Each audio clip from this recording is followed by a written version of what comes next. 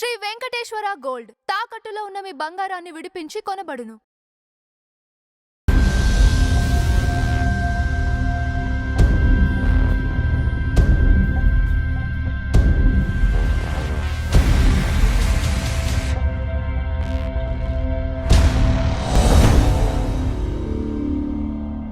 నమస్తే రవికుమార్ గారు. నమస్తే అంజీ. మన మధ్య ఈ ఫార్వర్డ్ నవ్వు వచ్చింది అంతేనా? కామన్ ఇంక ఇది ఉండాలి. మిమ్మల్ని చూస్తుంటే గుంటూరు మిర్చి గుర్తుకొస్తాం. అక్కడి నుంచి వచ్చాం కదా ఆటగా ప్రొఫెషన్లో కూడా. ప్రొఫెషన్లో కూడా ఉంటుంది, ప్రొఫెషన్లో ఉంటుంది, పర్సనల్ లైఫ్లో కూడా ఉంటుంది. అదే అదే ఎక్కడ పోతాయి ఆ నీళ్లు ఎక్కడ పోతాయి? అదే అదే పల్నాడు. కానీ ఎంటైర్ మీ కెరీర్లో 26 సంవత్సరాలు మీ జర్నీ, సినీ ప్రస్థానం. 94 అమ్మదంగా డైరెక్టర్గా ఆగస్ట్ 3 అనుకుంటాను. అమ్మదంగా ఇది మన ఆల్ ఇండియా ఎంటర్టైన్మెంట్స్ బ్యానర్ కాదండి, సుధాకర్ బాబు గారు మౌలి క్రియేషన్స్ కదా. Right. Sudhakar garu producer, one of the producer, Mouli garu one of the producer. Major part వచ్చి శ్రీనివాస్ రెడ్డి గారు, కెమెరామెన్ శ్రీనివాస్ రెడ్డి గారు. ఎందుకు వాళ్ళనే సాగర్ గారు. అవునవును. సో ఫస్ట్ స్టార్టింగే సాగర్ గారి దగ్గర, మంచి డైరెక్టర్ గారి దగ్గర పడ్డా. అంటే యాక్చువల్గా నేను తెలుసు ఉన్నదన్నట్టు మాట్లాడతాను ఫ్రాంక్గా. నేను యాక్చువల్గా ఐ వాంట్ బి ఐపీఎస్ అండి. కాలేజ్ డేస్లో ఉన్నప్పుడు పాత పేపర్స్ ఉంటాయి, మన సిటీ ఎడిషన్స్ ఉంటాయి గుంటూరు ట్యాబ్లెట్స్లో. నేను కాలేజ్లో ఉన్నప్పుడే వారానికి ఒక ఇంటర్వ్యూ పడేది నాది పేపర్లో, అంటే ఏదో ఒక న్యూస్ పడేది. ఓకే. అంటే mono action, ventriloquism, fancy dress, mimicry, essay writing, elocution, quiz contest, వీటిలో నేను స్టేట్ రికార్డ్ కొట్టాను. ఎప్పుడు ఆల్మోస్ట్ లైబ్రరీలో ఎక్కువ గడుపుతూ ఉండేవాడిని, క్లాస్ రూమ్ లేదంటే. మళ్ళీ అట్ సేమ్ టైం ఏఎస్ఎఫ్లో టౌన్లో మంచి కీలక పాత్ర పోషించాను, student federation, all India student federation. ఇప్పుడు అందుకే బేసిక్గా కమ్యూనిస్టు భావజాలం ఎక్కువ ఉండేది. ఎందుకు డిగ్రీ సెకండ్ ఇయర్లో మా ప్రిన్సిపాల్ ఏదర భాస్కరరావు గారు ఆయన పిలిచి, నువ్వు సినిమా ఇండస్ట్రీకి వెళ్తే బాగుంటుంది అనిపిస్తుంది నాకు, ఎందుకు అటు ఆలోచించకూడదు నువ్వు అన్నారు. అక్కడి నుంచి బీజం మొలకెత్తింది. అసలు ఏంటి వాట్ ఇస్ ఫిలిం ఇండస్ట్రీ మొత్తం హిట్. అంటే ఏదన్నా ఒకటి పట్టుకుంటే దాని డెప్త్ల దాకా ముందు తెలుసుకుని వెళ్ళటం నాకు అలవాటు. అంతే కదా, లో తెలియకుండా దూకేస్తే మధ్యలోకి వెళ్ళిన తర్వాత ప్రాబ్లం అవుతుంది. రైట్. అన్నీ జాగ్రత్తగా కూలంకషంగా చూసుకొని అప్పట్లో నాకు నచ్చిన అంటే డైరెక్టర్ కూడా నేను సెలెక్ట్ చేసుకున్నానని చెప్పి సంగీతం శ్రీనివాస గారి దగ్గర చేయాలని చెప్పి నేను డిసైడ్ అయ్యాను ఫస్ట్. ఓకే. నా ప్రగాఢమైన కోరిక. ఎందుకంటే ఆయన ఒక వెర్సటైల్ డైరెక్టర్, అందరూ తెలిసిందే కదా. ఆయన తీసే ఈ సినిమాకి నెక్స్ట్ సినిమాకి సంబంధం ఉండదు. భైరవ ద్వీపంకి ఆడవాళ్ళకి మాత్రమే అసలు సంబంధం ఉండదు. ఈ రెండింటితో పోలిస్తే బృందావనంకి అసలు సంబంధం ఉండదు, బృందావనకి విచిత్ర సోదరులకి అసలు సంబంధం ఉండదు. అంటే ఎంత డెప్త్గా ఆలోచించి వచ్చాను చూడండి, అంటే ఎలాంటి డైరెక్టర్ దగ్గర చేయాలని. అలా వచ్చాను. అప్పుడు ఇక్కడ మేడం షూటింగ్ జరుగుతుంది, రాజేంద్ర ప్రసాద్ గారి కలిశాను. మా దూర బంధువు కృష్ణారావు గారని అంకుల్ అంటాను, ఆయన నాకు బాగా హెల్ప్ చేశారు. నా దగ్గర ఇన్ని సర్టిఫికేట్స్ ఉండేవి.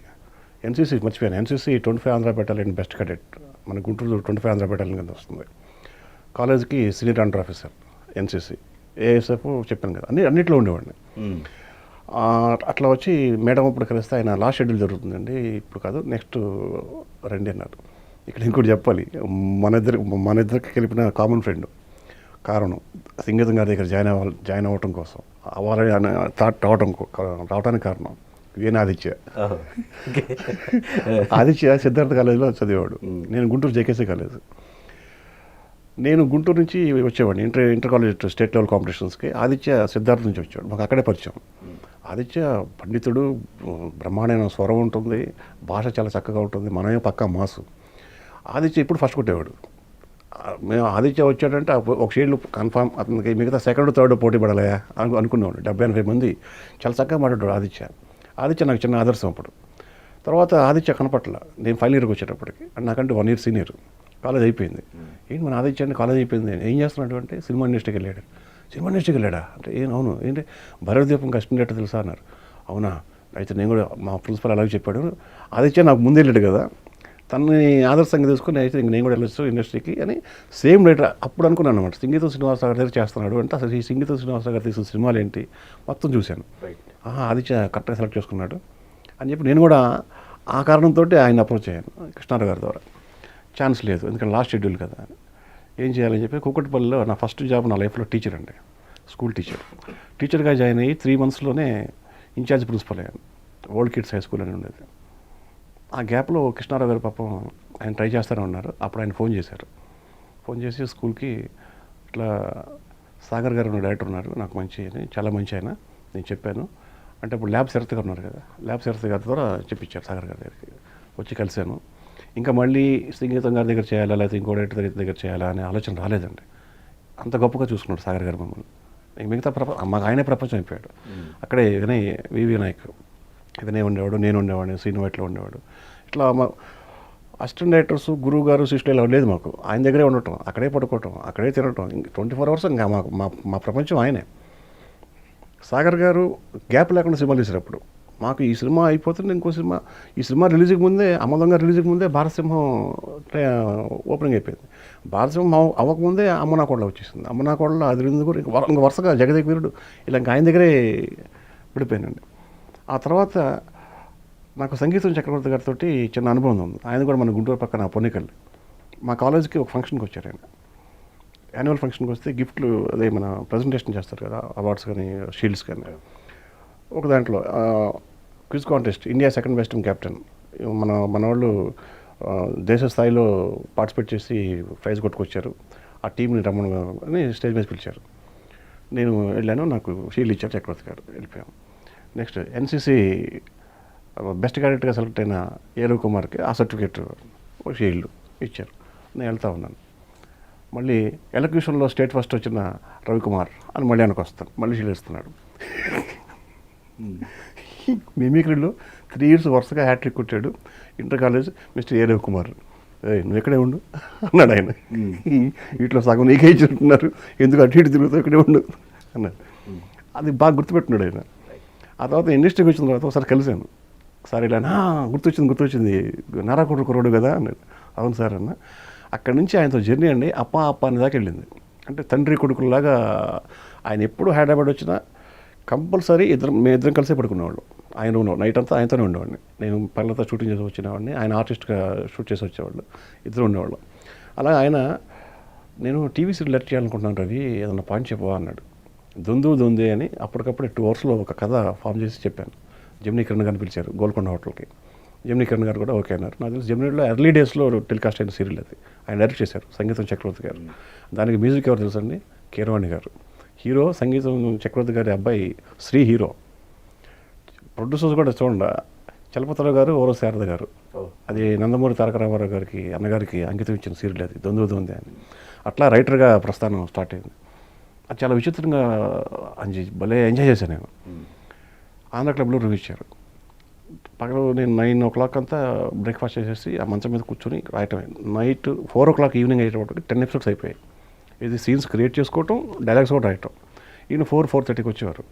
వస్తూ అదే నాకు టెన్షన్, ఇవాళ ఎవరిని తీసుకొస్తాడా అని. కింద ఎవరిని కనపడి తీసుకొచ్చేవాడు. ఈవీ గారిని తీసుకొచ్చాడు ఓ రోజు. మంచి కుర్రాడు బాగా రాస్తున్నాడు, రా బలి ఎంటర్టైన్మెంట్ బలి నవ్వుకుంటూ రా తీసుకొచ్చాడు.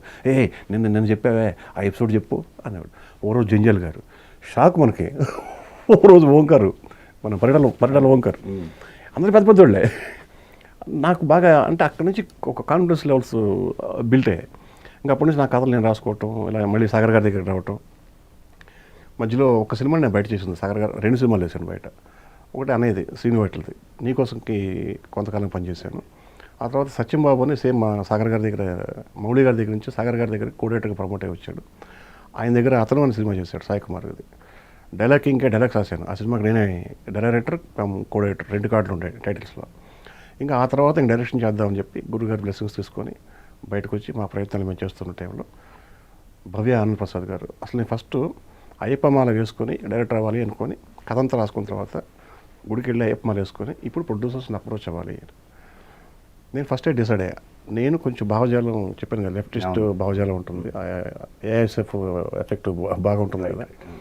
ఒక లెఫ్ట్ ఓరియంటెడ్ కథ రాసుకొని 1000 పడగలు నేను ఫస్ట్ రాసుకున్న కథ డైరెక్టర్ అవ్వాలని, విశ్వనాథ్ సత్యనారాయణ గారి టైటిల్ 1000 పడగలు. అండ్ పబ్లిక్లో నుంచి ఒక రెవల్యూషన్ వస్తుంది అనమాట. అది చాలా పెద్ద స్పాన్ ఉంటుంది, చాలా స్పాన్ ఉంటుంది. నేను ఎవరికి చెప్పాలి అని చెప్పి డైరెక్ట్గా జగన్ డైరీ ఉంది, ఫిల్మ్ డైరీ జగన్, దాంట్లో అంటే ఈ తరం ఫిలిమ్స్ కావాలని నాకు బాబు గారు అసలు పరిచయం కొట్టలేదు. చేసి ఫోన్ చేసి ఆయన అపార్ట్మెంట్ తీసుకొని వెళ్ళాను, కథ చెప్పాను. కథ చాలా బాగా నేరేట్ చేసావు, బట్ నేను ఎంత స్పాన్ ఉన్న ఇది కాదమ్మా, మేము ఒక పరిధి తీసుకొని ఆ పరిధిలో మార్పు తెస్తే ఎలా ఉంటుందో అలా చేసాము. ఒక పని చేయి, నువ్వు నేను నేరేట్ చేసిన విధానం బాగుంది, నా దగ్గర ఒక సినిమాకి కోడేటర్గా పనిచేయి, నేను రైటింగ్ డిపార్ట్మెంట్లో పనిచేయి, నేను ఒక సినిమా చేయబోతున్నాను, ఆ తర్వాత దాన్ని బట్టి నేను నెక్స్ట్ ఆలోచిస్తాను అన్నారు. తప్పకుండా చేస్తాను సార్, మంచి సంస్థలో కోఆర్డినేటర్ చేసినా కూడా అదృష్టం కదా. డిస్కషన్స్ కంటిన్యూ అవుతూ ఉన్నాయి. ఆ కథని పక్కన పెట్టేసాం, డ్రాప్ అయింది, అది మెటీరియలైజ్ అవ్వలేదు. ఈలోపు ఈ డిస్కషన్ జరుగుతూ ఉండగా నాకు పిలుపు వచ్చింది భవ్య ఆనంద్ ప్రసాద్ గారి దగ్గర నుంచి. ఇదేంటి మధ్యలో మన గోలు ఈ తరం మధ్యలో వచ్చింది, కానీ పెద్ద ఆయన గురించి విన్నాను మంచిగా, బాగోదు వెళ్ళాలి అని చెప్పి నేను ఇంటి దగ్గర మొదలుపెట్టి కారు ఎక్కి ఫిలిం నగర్లో దిగే లోపు కథ ఫామ్ అయింది. చెప్పేశాను, ఒక 15-20 మినిట్స్ నేరేట్ చేశాను. ఆయన ఓకే అని అడ్వాన్స్ ఇచ్చేశారు ఆనందప్రసాద్ గారు. నేను ఊహించలేదు ఇది. ఇమీడియట్గా బాబురావు గారి దగ్గరికి వెళ్ళి చెప్పాను సార్ ఇలా అని. ఓ సరే, ఎనివే ఆల్ ది బెస్ట్, మంచి డైరెక్టర్ అవుతారు, నాకు కాన్ఫిడెన్స్ ఉందన్నారు. బట్ ఆ సినిమా ఆశించినంత ఇదేదో రొటీన్ డైలాగ్ అండి, ఆశించినంత ఆడలేదు, ఆశించిన ఫ్లాఫ్, అటర్ ఫ్లాఫ్. కారణం ఏదైనా ఉండొచ్చు, మనసుతో నేను మనసు పెట్టి తీశాను, పాప ఆయన మనసు పెట్టి డబ్బు ఖర్చు పెట్టారు, బట్ ఇప్పటికీ చాలా ఫ్రెండ్లీగా ఉంటాను.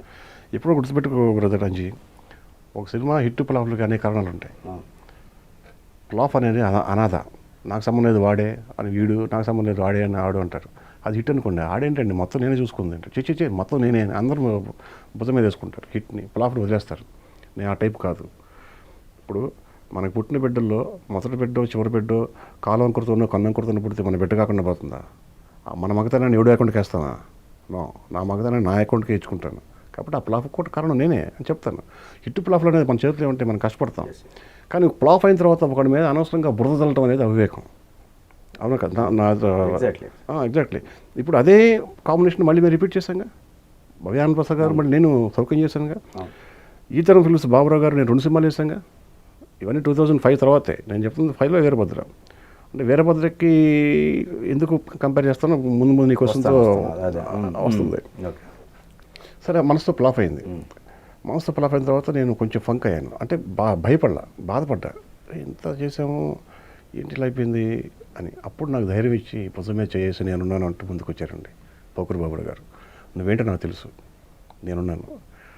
కథ తయారు చేసాం, ఎక్కినాం బాబురావు గారు నేను కలిసి. సెంట్రల్ థాట్ బాబురావు గారిదే, బట్ ఇద్దరం కలిసి వర్క్ చేసాం.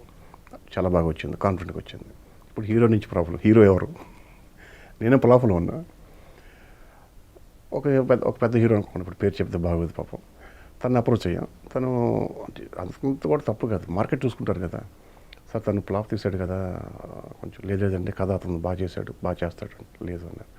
ఇంకా ఎవరు అంటే అప్పుడు మాకు జయంతో సక్సెస్లోకి వచ్చాడు గోపి అయితే బాగుంటాడు కదా, డెఫినెట్గా బాగుంటాడంటే. గోపి కూడా నా మీద డౌట్ పడ్డాడు. అది కాదు బాబాయ్, ప్లాఫ్ ఉంది కదా అక్కడ. లేదురా నేను ఉంటాను కదా, నన్ను నమ్మరా అంటే. తర్వాత గోపి కూడా ధైర్యంతో ముందుకు వచ్చాడు. అంటే కథ అందరిని టెంప్ట్ చేసింది, అందరూ ఎక్స్పెక్ట్ చేస్తున్నట్టుగానే చాలా పెద్ద హిట్ అయిన తర్వాత ఇప్పుడు కూడా మీకు పేపర్లు ఉంటాయి. నాకు వచ్చిన ఆఫర్స్, నాకు ఫస్ట్ కాల్ చేసింది అశ్విని దత్ గారు. నేను తిరుపతిలో ఉన్నాను, తిరుపతిలో చూస్తాను ప్రతి సినిమా. మన సినిమా చేద్దామని సార్ హైదరాబాద్ వచ్చి మాట్లాడతానండి. తర్వాత కేఎస్ రామారావు గారు అప్రోచ్ అయ్యారు, సురేష్ బాబు గారు నాకు కాల్ చేశారు. టాప్ మోస్ట్ ప్రొడ్యూసర్స్ మొత్తం అండి, రకరకాల కాంబినేషన్స్. అశ్విని దత్ గారు అయితే ఒక పెద్ద హీరోయిన్స్, అంటే కథ లేదు, కాంబినేషన్. నాకేంటి, నేను స్వతహాగా చిన్నప్పటి నుంచి మంగమ్మ గారి మనోడు సినిమా చూసినప్పటి నుంచి die hard fan of Balakrishna garu. నేను ఓపెన్గా అన్ని డయాస్లో చెప్తాను, నేను తప్పెలా అవుతుంది. ఇంకొక హీరోకి దురభిమాని అని చెప్తే తప్పు అవుతుంది. ఎవరికి దురభిమానులు కాదు, ఈయనకి అభిమాని. ఇప్పుడు వెంకటేశ్వర స్వామి ఇష్టం అంటే శివుడు ఇష్టం లేదని కాదు కదా, ఆ టైప్ ఆఫ్. అప్పుడు నాకు మైండ్లో ఉంది. అప్పుడు ఇంతమంది ప్రెజర్ ఉంది నాకు, ఇది సినిమా అని. అందరూ పెద్ద వాళ్ళే. నాకు నేను చాలా షాక్ అయిన విషయం ఏంటంటే, అర్జున్ రాజు గారు, వేటగాడు ప్రొడ్యూసర్ అర్జున్ రాజు గారు మార్నింగ్ 7 o'clock మా ఇంట్లో ఉన్నారండి మోతినగర్లో. నాకు అసలు అంటే మన ఊహల్లో వేటగాడు ఆ సినిమా ప్రొడ్యూసర్ అంటే గౌరవం, అసలు సినిమాని అభిమానించేవాడే తెలుస్తుందండి ఆ ఫీలింగ్ ఆ టైంలో. ఇలాంటి ఆఫర్స్ అన్నీ వచ్చినప్పుడు నాకు మనసుతో మధ్యలో ఒక సినిమాకి అడ్వాన్స్ ఇచ్చారు అంబికా కృష్ణ గారు.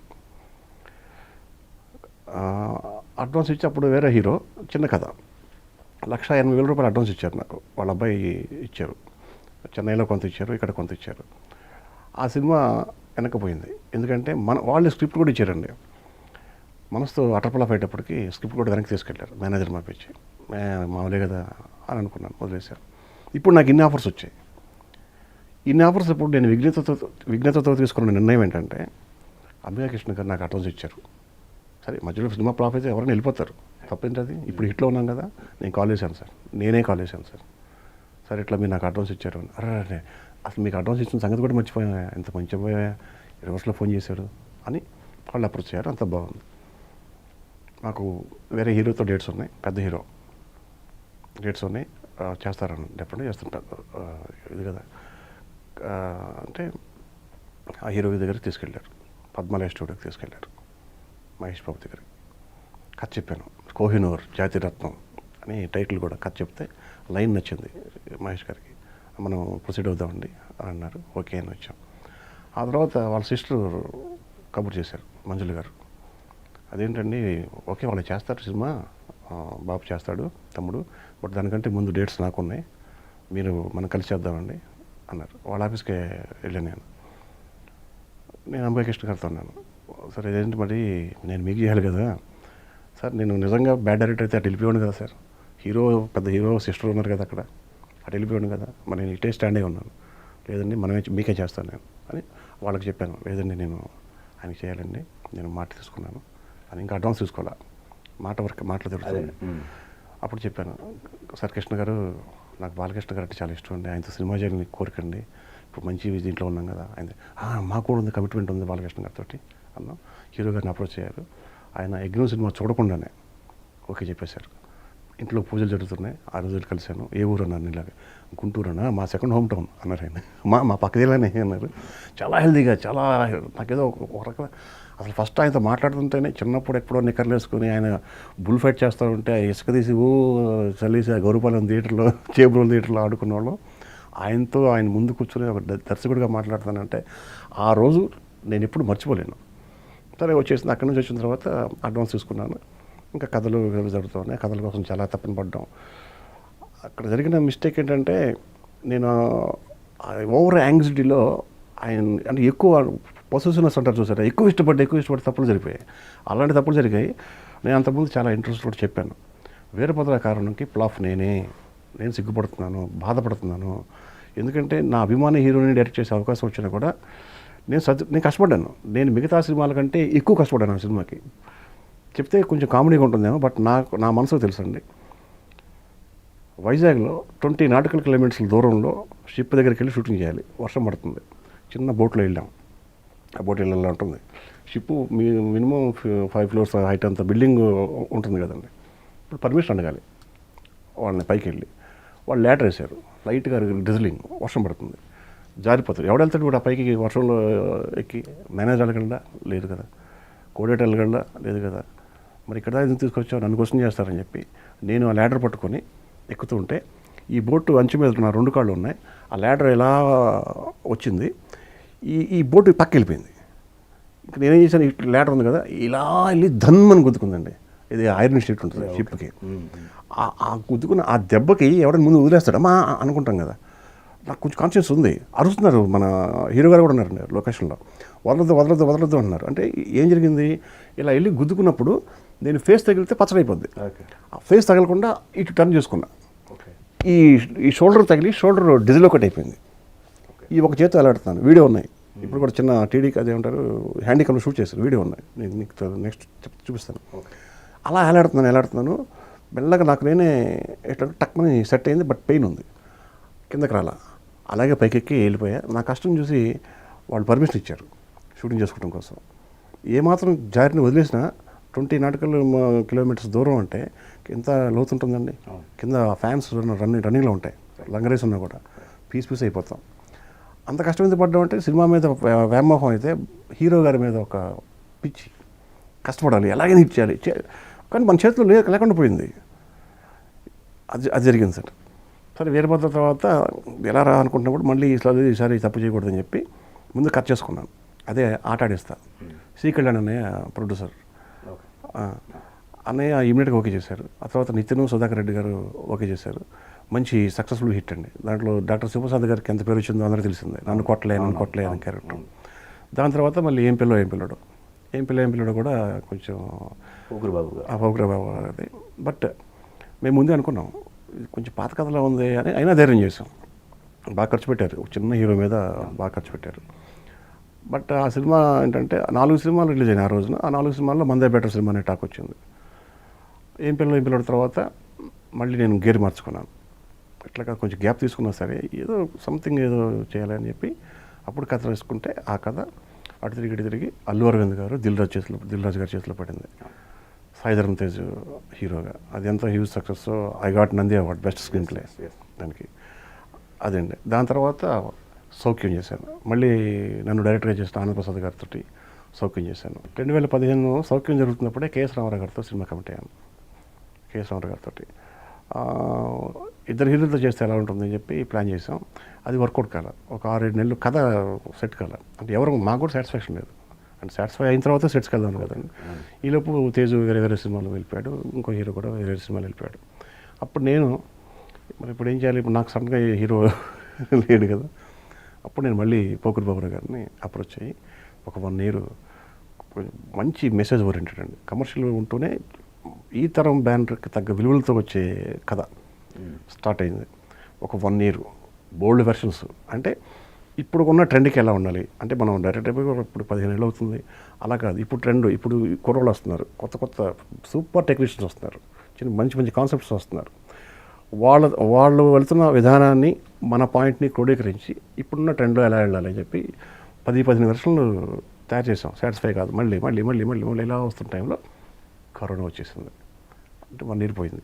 అంటే 1 year ఖాళీగా లేము, జరుగుతూనే ఉంది. కరోనా తర్వాత కొంచెం పర్సనల్గా మాకు బాగా ఇతరులకి కొంచెం పర్సనల్ డ్యామేజెస్. అంటే రామారావు గారు మా బాబాయ్ నూరారా పిలిచేవాడిని, అబ్బాయి అనేవాడు. ఆయన అకాల మరణం కరోనా. ఆ తర్వాత వాళ్ళ సిస్టరు. ఈ టైంలో ఆయన డిస్టర్బ్ చేయటం అంత పద్ధతి కాదనిపించింది. బట్ డెఫినెట్గా ఎప్పటికైనా మళ్ళీ ఈ తరంలో ఆ కథను గ్యారంటీ తీస్తారండి. కొంచెం టైం పడుతుందండి, కొంచెం అంతా. సో ఇది జర్నీ ఇప్పుడు సరే అది అలా అయిపోయింది. అలా అయిపోయి మళ్ళీ ఇప్పుడు ఏంటి మన పరిస్థితి. ఇప్పుడు నేను గ్యాప్ వస్తుందని బయట అనుకుంటారండి ఆటోమేటిక్గా. బట్ ఇలా డీటెయిల్గా చేసినప్పుడు గ్యాప్ ఎక్కడ వచ్చింది చెప్పండి. చేస్తాను ఈ గ్యాప్ అంటే జనరల్గా ఒక్క నిమిషం, ఇప్పుడు జరిగేది నడుస్తున్న చరిత్ర. సరే అయిపోయింది, ఏం చేయాలి మళ్ళీ అని చెప్పి ఒక చిన్న కథ రాసుకున్నా, ఫ్లాష్ బ్యాక్ లేనిది ఎవరికి అని. అదంతా 2 కోట్లలో తీసేద్దాం అని. ఎవరికి ఆ కథ చెప్పినా నువ్వు ఇది కాదు చేయాల్సింది, నువ్వు యాక్షన్ నువ్వు ఎక్కడ అంటున్నారు. కథ బాగుంది అదేలే తగ్గుద్దని. కానీ రవికుమార్ చౌదరిని కానీ మేము ఇది ఎక్స్పెక్ట్ చేయట్లా. ఇంకా స్పాన్ ఆ ఎమోషన్స్ అది అబ్బా మనకి మార్పు పడిపోయింది. సరే కళ్యాణ్ నేను ఒకరోజు మంచిలో చూసుకొని, అన్నయ్య నేను చాలా ఇష్టం, సొంత బ్రదర్లాగా చూసుకుంటారు. నా పర్సనల్ విషయాల్లో కూడా చాలా జాగ్రత్త, నాకు చాలా హెల్ప్ చేశారు ఆయన. కళ్యాణ్ అన్నయ్య నాకు దేవుడు. నేను అప్రోచ్ అయ్యాను, అనే అట్లా 9:30కి వచ్చారా అన్నారు. నేను అరేవరి అంటారు, చాలా ప్రేమగా, నాకు ఇష్టం కూడా. నన్ను అరేవరి అనేది సాగర్ గారు, పోకూరి బాబురావు గారు, ఆయన ఇప్పుడున్న రేరుగా అంటారు, కళ్యాణ్ అన్నయ్య. అవి దే ఆర్ డిజర్వ్డ్. ఆ తర్వాత కళ్యాణ్ని అప్రోచ్ అయిన తర్వాత నేనున్నా, నీకెందుకు కథ తయారు చేయి అన్నారు. కథ లేకుండానే అడ్వాన్స్ కూడా ఇచ్చేశారు. కథ తయారు చేస్తాడు వాడు అన్న నమ్మకంతో ఇప్పుడు కథ తయారైంది. నిన్నే ఒక ఫ్రేమ్ కంప్లీట్ అయిపోయింది. ఇంక స్క్రీన్ ప్లే కూడా ఆల్మోస్ట్. ఇప్పటి నుంచి దాన్ని చెక్కుకుంటూ ఫుల్ బౌండెడ్ స్క్రిప్ట్ వచ్చిన తర్వాతనే ఒక సూపర్ డూపర్ హిట్ సినిమా తీయడానికి శ్రీ కళ్యాణ్ గారు, కేఎస్ రామారావు గారు సన్నద్ధం అయ్యారు. ఆ పనిలో ఉన్నాను. కానీ మీరు గమనించారా, మీ జర్నీ మొత్తం ఓవరాల్గా ఇప్పుడు చెప్పిన దాని ప్రకారం మీరు చూస్తే, నేను అంటే బయట ఇన్ఫర్మేషన్ కూడా అంతా ఫ్రాంక్ అదే ఉన్నట్టు చెప్పుకున్నా. అదే నాకు ఇష్టం. అయితే దీంట్లో తప్పులు ఉన్నాయి. తప్పులు అదే నేను చెప్పబోతాను. అదే తప్పులు ఉన్నా కూడా చెప్పండి. అదే అంటే వాళ్ళ అభిప్రాయం అంటే యాక్చువల్గా రవికుమార్ చౌదరి గారు ఇప్పుడున్న వినాయక్ గారు లేకపోతే శ్రీను వైట్ల గారిని ఈక్వల్గా ఉండాల్సిన వ్యక్తి, అంటే చేసుకోవాల్సిన వ్యక్తి సినిమాల విషయంలో. ఎక్కడో స్వయంకృత అపరాధం ఆల్మోస్ట్. దానివల్ల కాదండి, బయట ఏంటి నా ముందు డైరెక్ట్గా అడిగిన చాలా మంది ఉన్నారు, ఎందుకంటే అభిమానంతో చెప్తారు. నేను దానికి గర్వపడతాను. ఎందుకంటే మన మనిషి అని చెప్తున్నారు, లేకపోతే మనకెందుకు ఆడ వెళ్ళకపోతే మనకెందుకు అనుకోకుండా కూర్చోబెట్టి, అలా కాదు, నీకు నీ దగ్గర బ్రెయిన్ ఉంది, నీ దగ్గర టాలెంట్ ఉంది, నువ్వు మంచి టెక్నీషియన్వి, ప్లీజ్ అది నా అదృష్టంగా ఫీల్ అవుతారండి.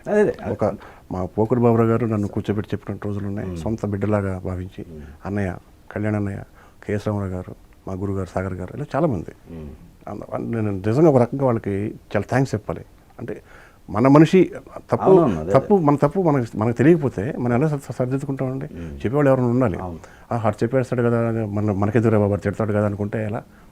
ఇప్పుడు నువ్వంటే నాకు చాలా ఇష్టమైంది, నువ్వు పొరపాటున తప్పు చేస్తున్నావు బయట అనుకుంటున్నారు, అది నీకు చెప్పేస్తాను నేను. అదేలే చెప్పినప్పుడు నువ్వు సరిదిద్దుకుంటావు. అలాగే నేను దాన్ని వాళ్ళు తప్పుగా ఫీల్ అవ్వను, నేను ప్రౌడ్గా ఫీల్ అవుతున్నాను నా గురించి ఆలోచిస్తున్నారు అని.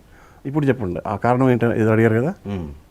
అంటే అదే అదే ఆ స్వయంకృత అపరాధం వల్లే యాక్చువల్గా చెప్పాలంటే అంటే 7 సినిమాలకే పరిమితం అయ్యారు ఈ 26 సంవత్సరాల కెరీర్లో అంటే అసిస్టెంట్గా తీసే అంటే అది 2002 నుంచి పెట్టుకోవచ్చు. 2002 నుంచి పెట్టుకోవచ్చు. 2002 నుంచి 9 years వరకు 9 years 7 ఫిల్మ్స్. కానీ వాళ్ళ గ్రాఫ్ చూసుకుంటే ఇంకా ఎక్కువ ఉంది.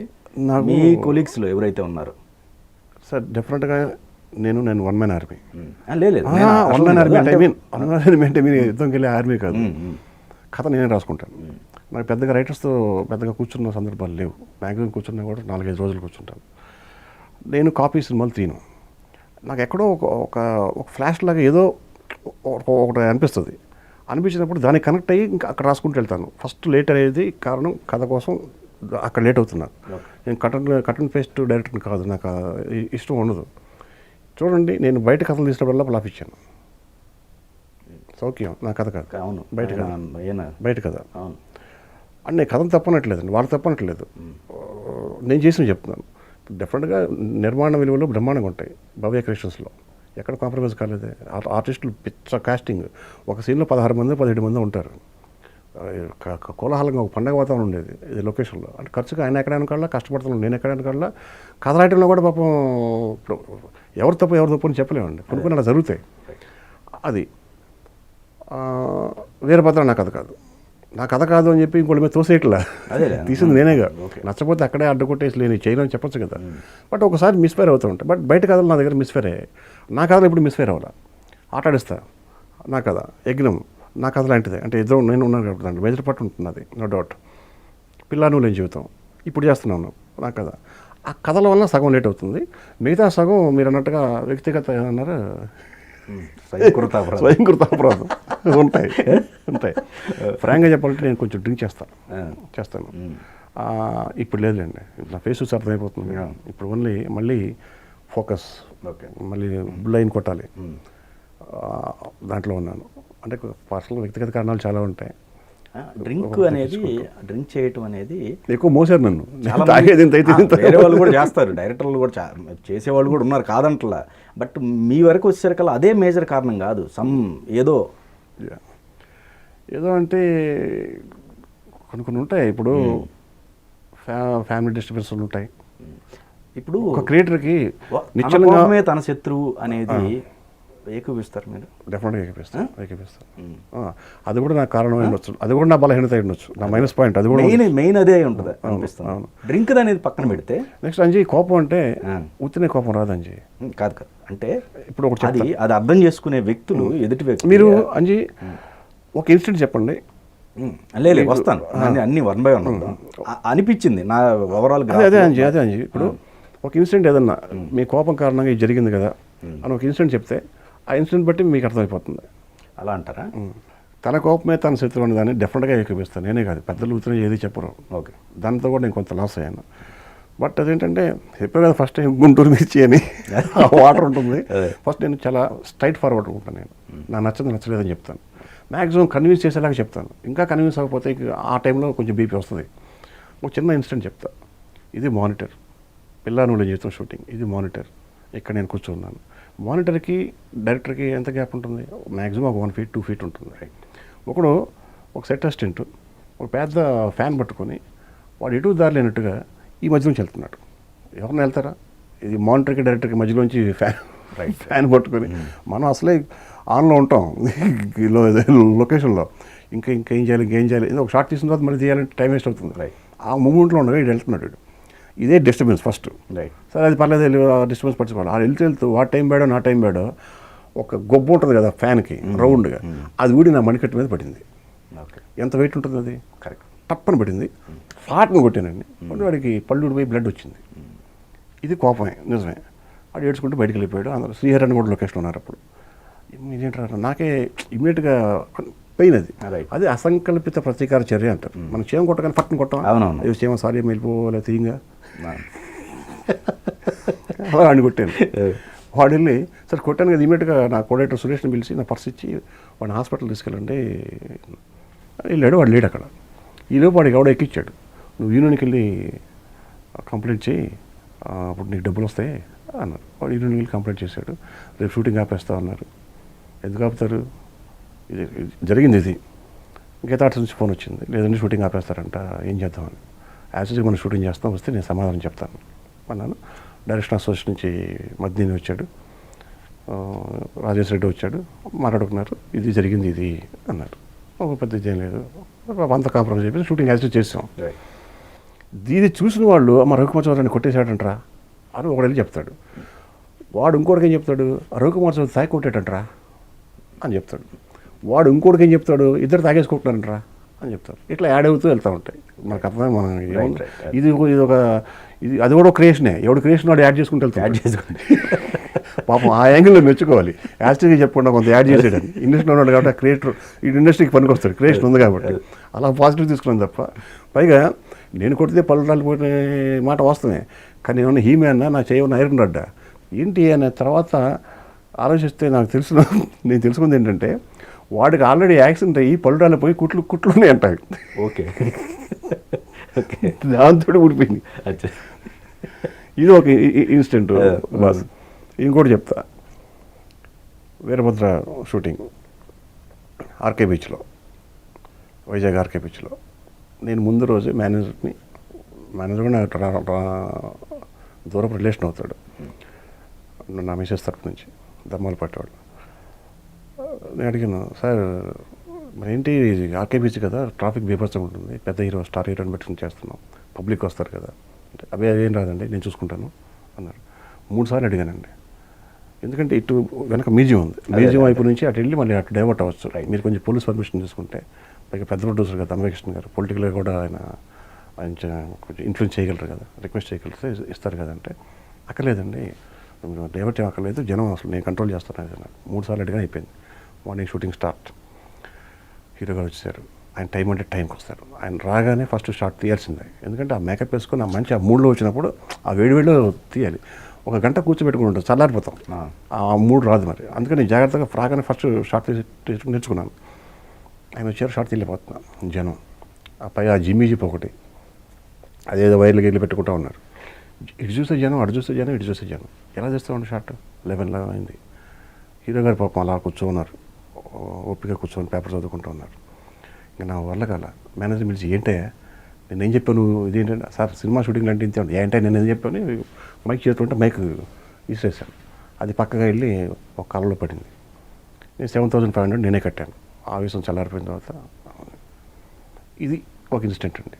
అక్కడ నేను మాట్లాడుతుంది, నేను ఫేవర్ చేస్తుంది దేనికోసం, షూటింగ్ ఫాస్ట్ కావాలి. అదే షూటింగ్ ఫాస్ట్గా అయితే ఎవరన్నా సేఫ్ అవుతారు, నిర్మాతే సేఫ్ అవుతాడు.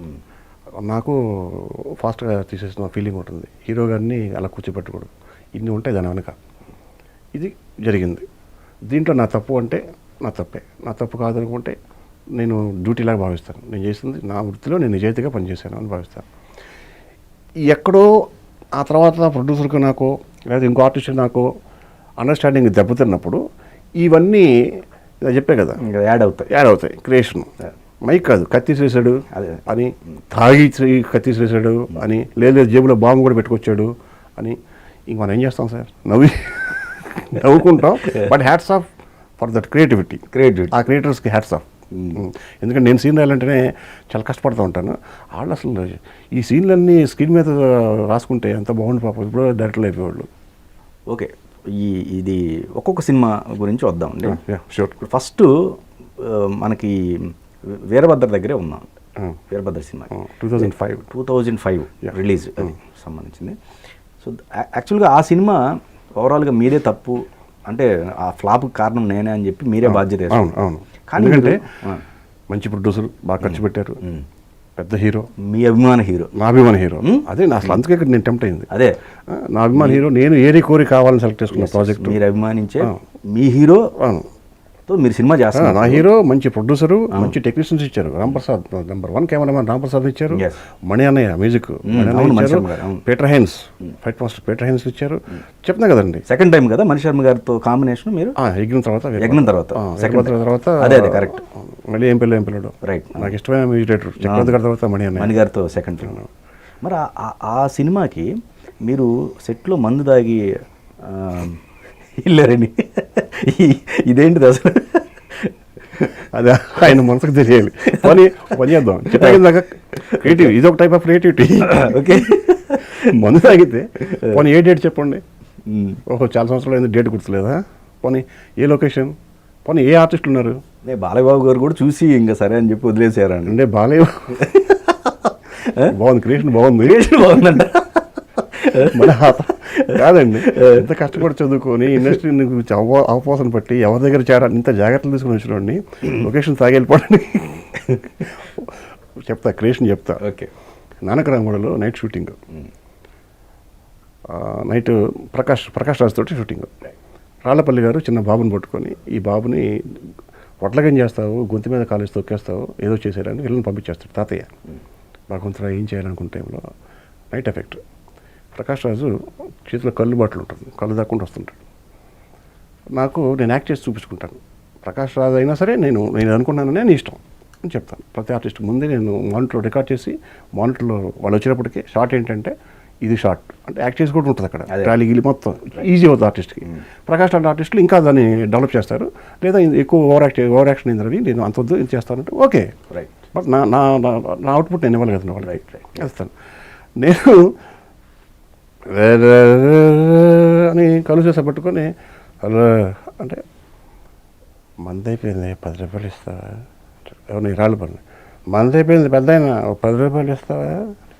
10 రూపాయలు ఏం కర్మ, 10,000 ఇస్తా, ఈ బాబుని తీసి పెంచుకుంటావా అంటే 10,000 అంటే నెల తాగచ్చు, ఆ తర్వాత వీడి గురించి ఆలోచించు, ఏది పెద్ద ఆయన ఇచ్చే ఇది యాక్చువల్ చూపించానండి. ఓకే. ప్రకాష్ రాజ్ దూరంగా ఉన్నాడు, కోఆర్డినేటర్ పిలిచాడు, అదేంటి తాగి వచ్చాడా అన్నాడు. లేదండి మీ షాట్ చూపిస్తున్నాడు అక్కడ, ఆయన తెలీదు అక్కడ కెమెరా ఉంది. ఓకే. ఇదండి అందరు నవ్వుకున్నావు. నీలే అన్నా నువ్వు నీ యాక్టింగ్ చేస్తున్న నీకు కనిపించింది, మరి రాళ్ళపల్లి చేసినప్పుడు చూడలేదు నా కర్మ అది. మరి రాళ్ళపల్లి మళ్ళీ లేదు బాబు భగవంతుడు తప్పు చేశాను, ఇది తప్పు ఒప్పు నాకు తెలియదు, ఇంతకంటే మార్గం నాకు తోచలేదు. మరి రాళ్ళపల్లి గారు చేసి చూపించా, మీకు అది కనపడదు, ఇది మాత్రం కనపడింది. ఇంక చెప్పాం కదా, ఇంక ఎవరు క్రియేషన్ స్టార్ట్ చేసుకున్నారు. అలా బాబు హీరో గారు లేని కూడా లేరు. ఈ మహానుభావుడు ఈ క్రియేటర్ ఆ క్యారెక్టర్ గురించి దీంట్లో పెట్టాడు ఈ సీన్లో. ఇంకెందుకు మొత్తం హీరోయిన్ని విలన్స్ కూడా పెట్టాల్సింది ఆ సీన్లో. కాబట్టి అంత మూడుకుండా ఆ తర్వాత ఇన్ని సినిమాలు చేస్తాను, స్క్రీన్ ప్లే నంది అవార్డు వచ్చాను, సినిమా చేశాను కదా, పెద్ద ప్రొడ్యూసర్స్ కదా. ఇంకా పాప నిజంగా నా మీద కంప్లైంట్ చేయాలంటే ఒకళ్ళకి అర్హత ఉందండి, అరవింద్ గారికి అర్హత ఉంది, దిల్రాజు గారికి అర్హత ఉంది. నా మీద కామెంట్ చేస్తూ నన్ను అనొచ్చు కూడా ఒక మాట, ఎందుకంటే 1-2 చెదురుమదురు సంఘటనలు జరిగాయి. ఇంత ఫ్రాంక్గా చెప్తాను కదా, అదే ఇంత చెప్పిన వాడిని అవును ఆ రోజు తాగానని చెప్పడానికి నాకేంటి, నేను బాబుని చంపేస్తాడని నేను రౌడీ షీటరా. బట్ నేను బాధపడ్డాను అంబికాకృష్ణ గారి కామెంట్స్లో, చాలా బాధపడ్డాను. అంటే ఆయన ఎక్కువ నష్టపోవటానికి కారణం సార్ అలా జరిగింది అనేది. ఇప్పుడు ఏం పిల్లడో నష్టపోయాం సార్. సినిమా పోకుడు బాబు గారు ఈ తరంలో మళ్ళీ మేము కలిసి సినిమా చేద్దామని ఎందుకు కూర్చున్నాం? సినిమా పోవడానికి అటు ఇటు కారణాలు ఉంటాయి. ఓకే. ఒకసారి మంచి కథ కూడా ఫ్లాప్ అవుతుంది. శంకరాభరణం ఫస్ట్ ఫ్లాప్ అవ్వలేదండి, ముందు అర్థం చేసుకున్నాం మనం, తర్వాత సెన్సేషన్ హిట్ అయింది. ఆరోగ్యకరమైన వాతావరణంలో ఉంటే నేను చిన్నవాడినైనా భార్యాభర్తల సంబంధం ఎలా ఉంటుందో ప్రొడ్యూసర్కి డైరెక్టర్కి రిలేషన్ అలా ఉంటుంది. అది కనుక గాఢంగా ఒకళ్ళొకళ్ళు అండర్స్టాండింగ్ ఉంటే డెఫినెట్గా లాంగ్ రన్ ఉంటుంది. రైట్. బట్ నేను భవ్యతో లాంగ్ రన్ చేశానుగా, శ్రీకళ్యాణ్తో లాంగ్ రన్ చేశానుగా, చేస్తున్నానుగా, మరి ఈ తరంతో లాంగ్ రన్ కంటిన్యూ అవుతుందిగా. మరి వాళ్ళందరూ నేను తాగేసి లొకేషన్కి వస్తే మామూలు సంస్థలండి నేను చేసినవి కదా. కాబట్టి అది క్రియేషన్. నేను పెద్దగా పైగా అంబికాకృష్ణ గారు అంటే నాకు చాలా గౌరవం, ఎందుకంటే నాకు పని ఇచ్చారు, డబ్బు ఇచ్చారు, సినిమా ఇచ్చారు, నా అభిమాని హీరోని ఇచ్చారు. కాబట్టి ఆయన మీద నాకు ఎప్పటికీ చాలా ఇష్టం కూడా నాకు. ఆయన చూస్తే నాకు నవ్వు వస్తుంది, కోపం రాదు. ఆయన గెటపు కలజోడు సరదాగా ఉంటాడు ఆయన. బట్ ఎక్కడో హర్ట్ అయ్యాడు, నేనున్నా హర్ట్ అవుతాను సార్, ఎందుకంటే డబ్బు పెట్టినప్పుడు డబ్బు పోయినప్పుడు హర్ట్ అవుతాను. బట్ వాటిని మీరు ఏదో మనసులో పెట్టుకొని దాన్ని ఏదో కథ రాసుకోండి సార్, బాగా నేను కాదన్ను. ఆ కథ నన్ను హీరో పెట్టండి, విలన్ చేయండి, బాగుంటుంది. నేను కథ రాసుకున్నానని చెప్పడం తప్ప ఇట్లా నన్ను ఉంటాయి డెఫినెట్గా ప్రొడ్యూసర్కి డైరెక్టర్కి ఎక్కడో చోట ఒకళ్ళొకళ్ళు హర్ట్ అయిన సందర్భాలు ఉంటాయి. అలాంటి నేను హర్ట్ అయిన సందర్భాలు ఉన్నాయి. బట్ అవన్నీ తీసుకొచ్చి ఎప్పుడైనా కలుసుకున్నప్పుడు మాట్లాడుకుంటాం తప్ప అన్ని తీసుకొచ్చి కెమెరాల ముందు పెట్టి అన్హెల్దీ ఎంటర్టైన్మెంట్ ఆడియన్కి అలవాటు చేసే మెంటాలిటీ కాదు నాది. ఇప్పుడు ఇండస్ట్రీ చక్కగా కరోనా నుంచి కోలుకొని అందరూ ఒకళ్ళొకళ్ళు సహకరించుకుంటూ ఎలా బతికించుకోవాలరా బాబు అనుకుంటున్నాం. అంతకుముందు 2 సంవత్సరాలు ఆ దరిద్రం ఒకసారి, ఈ దరిద్రం ఒకసారి, ఆ గొడవ ఒకసారి, ఈ గొడవ ఒకసారి, ఛాంబర్ దగ్గర ఒకసారి, లేకపోతే ఎక్కడో రోడ్ల మీద ఒకసారి, షూటింగ్ దగ్గర ఒకసారి, ఒకళ్ళ మీద ఒకళ్ళు కామెంట్ చేసుకోవటం, దాన్ని యూట్యూబ్లో దుమారం లేపటం, కాంట్రవర్సీలు చేయటం అన్హెల్దీ. అందుకే దీంతో ఆపేస్తాను తప్ప దీన్ని లాగేసి అన్హెల్దీ అట్మాస్ఫియర్ క్రియేట్ చేసేసి అమితాబ్ కృష్ణ గారు అంటే నాకు ఇష్టం. ఐ లవ్ అమితాబ్ కృష్ణ గారు. బట్ నేను ఎక్కడ చిన్న బాధపడ్డానంటే నేనైనా ఉండొచ్చు, వాడు వీడు ఏదో బొడ్డు కోసి పెరిపెట్టిన మేనమాలాగా పర్లేదండి. నేను పాజిటివ్ తీసుకుని యాక్చువల్లీ ఎంత ఎమోషనల్ తెలుసు కదా. ఇదే మాట కూడా అంటే ఇప్పటికి ఎలా ఉండేదో నాకు తెలుసు, ఆ సంగతి నీకు తెలుసు అంచి, నా మెంటాలిటీ తెలుసు కదా. బట్ ఆయన్ని నేను పాజిటివ్గా తీసుకుంటున్నాను. చిన్నపిల్లాడు అండి ఆయన. ఏమన్నాడండి, ఆడు ఏడు వెంకటేశ్వర స్వామిని మనం ఏమంటామండి, ఏడుకొండల వాడు అంటాం. వాడు ఉంటారు లాస్ట్లో, అది మితిమీరిన భక్తితో అంటాం. ఒక మంచి హీరో సినిమా పెద్ద హిట్ అయితే పల్లెటూరులో ఉండే ఫ్యాన్స్ ఆయన అమ్మ నా కొడుకు ఏం చేశాడు రాడా అంటారు. అది బూతు కాదు, వాడి దృష్టిలో మితిమీరిన అభిమానం. అలాగే నన్ను వాడు వీడు అన్నది మాత్రం నాకేం బొక్కపడదు. ఇంకా పెద్ద ఆయన ఇంతకు మించి అసలు ఒక మాట కూడా అనకూడదు. చెప్పాను కదా, అన్నం పెట్టారు, డబ్బు ఇచ్చారు, సినిమా ఇచ్చారు అని. ఆయన విజ్ఞతగా వదిలేస్తున్నాను. అమితాబ్ కృష్ణ గారు ఇంకా ఏమైనా తిట్టాలనుకుంటే తిట్టండి, ఏం పర్లేదు. చిన్నపిల్లాడు తిట్టాడు అనుకుంటాను. I love you.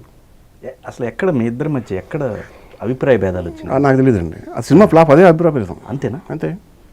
Cinema flop. నేనేమన్నా వాళ్ళ ఇంటికి వెళ్ళి కూడా చేశాను. నేను ఆయన ఏమన్నా వ్యక్తిగతంగా ఎప్పుడన్నా, ఇప్పుడు కూడా నేను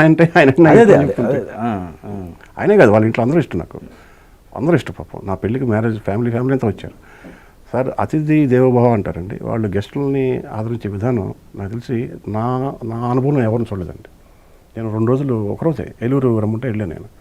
అసలు ఏంటిది, ఏదో ఇంటి సొంత అల్లున్నో లేకపోతే అప్పుడే పుట్టిన మనవన్నో ఒక పెద్ద ఫ్యామిలీ ఎంత అల్లారబుద్ధిగా పెంచుతారో ఆ ఒక్కరోజు నాకు అంత ఎఫెక్ట్ ఇచ్చారండి.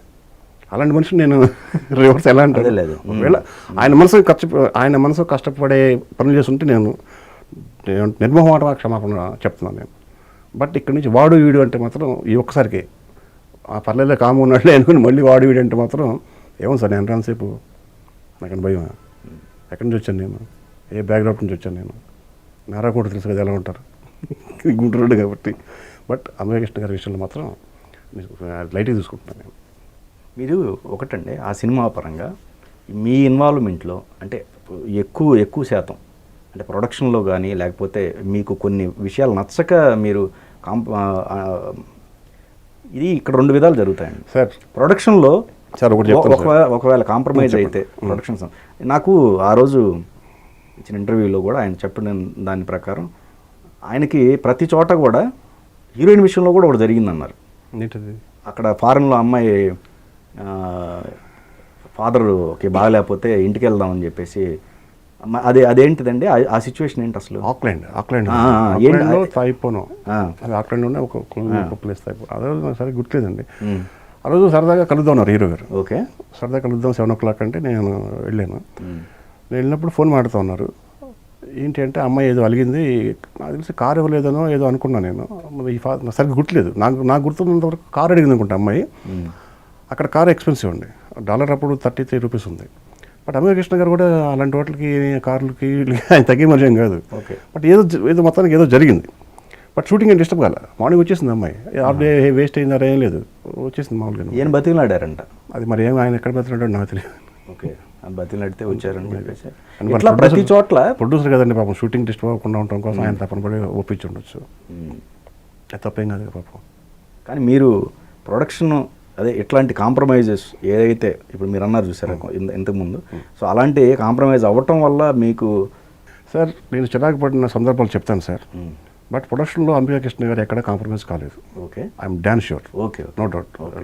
ఏమన్నా నేను చెప్పేస్తాను. అదే చిన్న చిరాకులు ఉండేవి. ఎలా ఇప్పుడు ఉదాహరణకి ఒక 3,000 మందితో చేయాల్సిన సీను, 35 కార్లు లిఫ్ట్ చేసే సీన్ ఉంటుంది హార్బర్లో.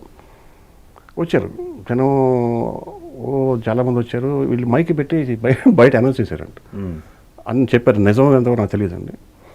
ఎక్కువ మంది వచ్చారు. సార్ నాకు కావాల్సిన జనం వచ్చారు, ఎలా వస్తే నాకు ఎందుకు. 4 కెమెరాస్ రన్ అవుతూ ఉన్నాయి.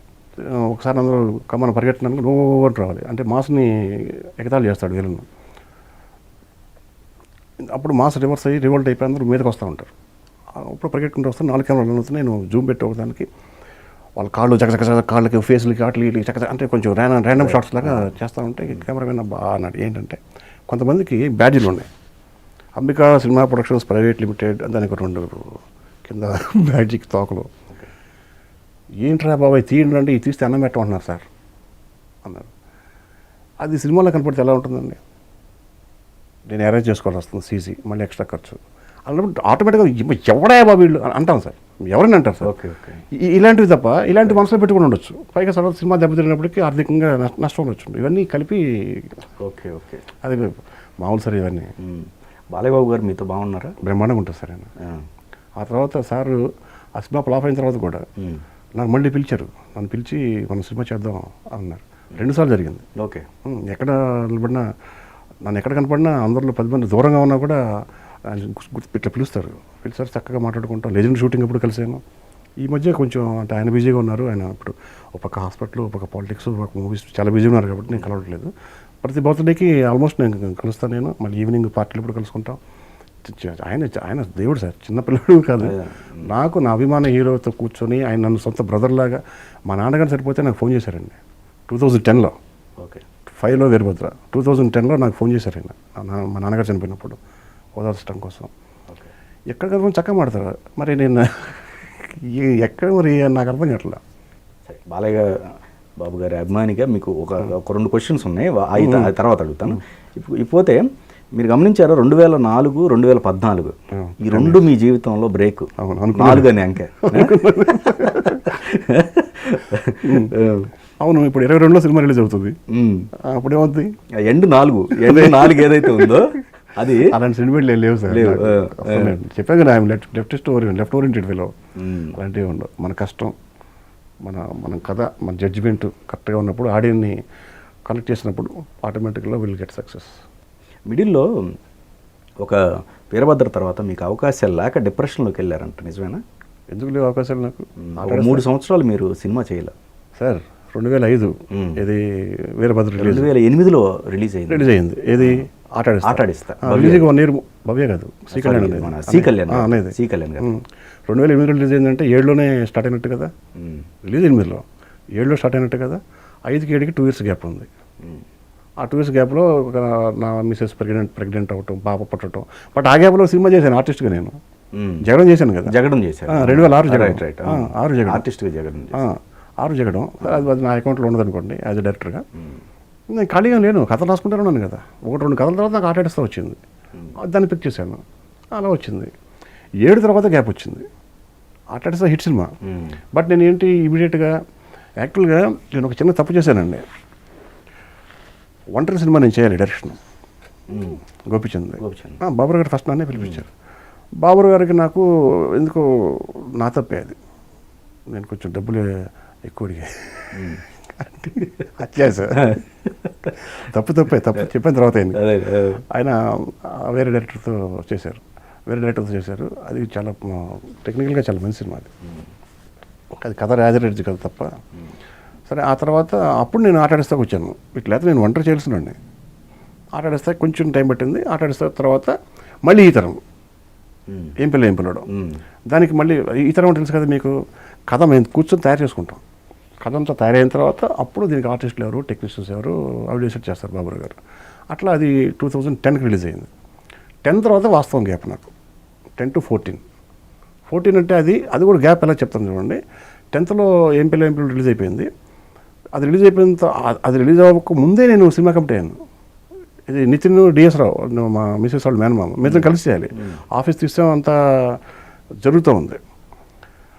అది మెటీరియల్ అవ్వాల, కథ ప్రకారం అది లేట్ అవుతుంది. అప్పుడు నాకు ఏం పిల్లల జీవితం థాట్ వచ్చింది.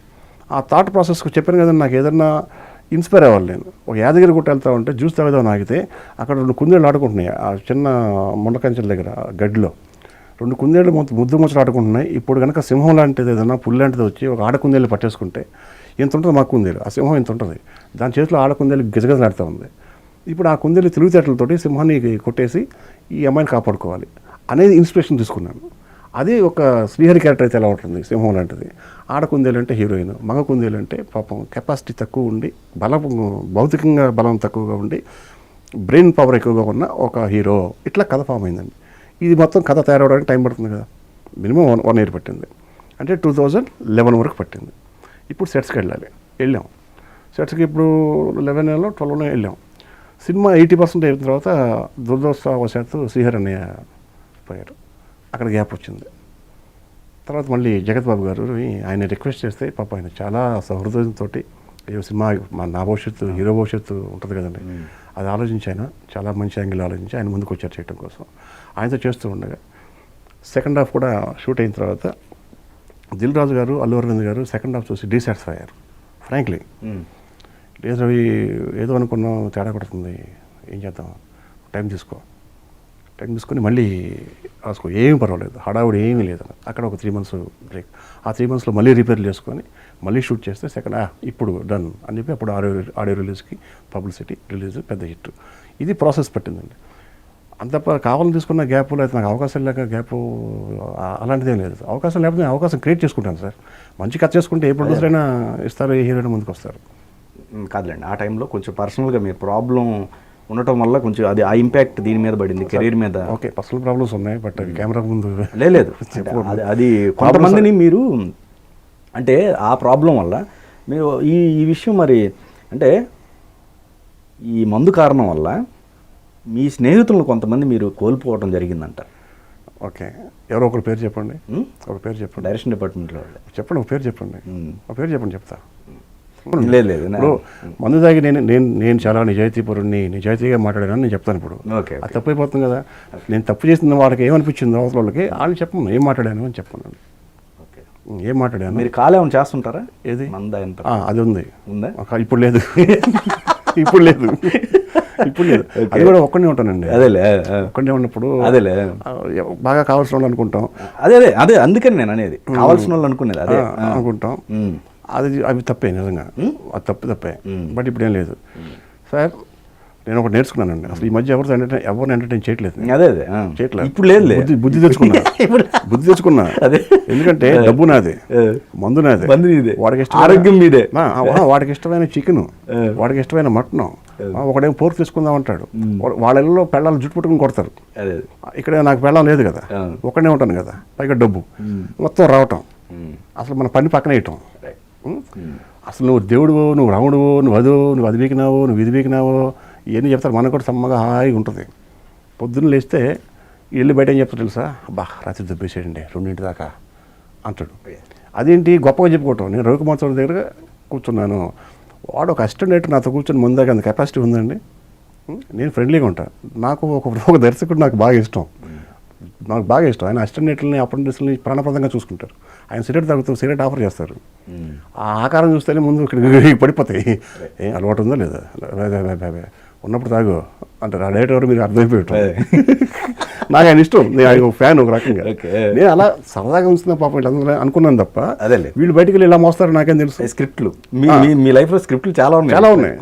పనికిరాని స్క్రిప్ట్లు ఎక్కువ, పనికొచ్చే తక్కువ. బట్ ఈ మధ్య పెద్దల సలహాతోటి కేఎస్ రామారావు గారు కావచ్చు, కళ్యాణ్ అన్నయ్య కావచ్చు, బాబురావు గారు కావచ్చు, మా గురుగారు కావచ్చు, ఈ నా ఫేస్ చూస్తే అర్థమైపోతుంది. చాలా కూల్గా, చాలా కాన్ఫిడెంట్గా వర్క్. ఈ తోలింగిడి బ్యాచ్ని ఎవరిని ఎంటర్టైన్ చేయట్లా. డబ్బు పోయా, పేరు పోతుంది, హెల్త్ పోతుంది, పైగా వాళ్ళు నన్ను బయట బ్లేమ్ చేస్తున్నారు. 1-2 ఫంక్షన్స్లో తప్ప నేను బయట ఎక్కడన్నా డ్రింక్ చేసింది మీరు ఎవరన్నా చూసారా? ఎవరు చూసిన వాళ్ళు చెప్పండి. ఎక్కడో మా గురుగారు దగ్గర తప్ప, 1-2 ఫంక్షన్స్ తప్ప. ఇంకా నా ఇంట్లోనే.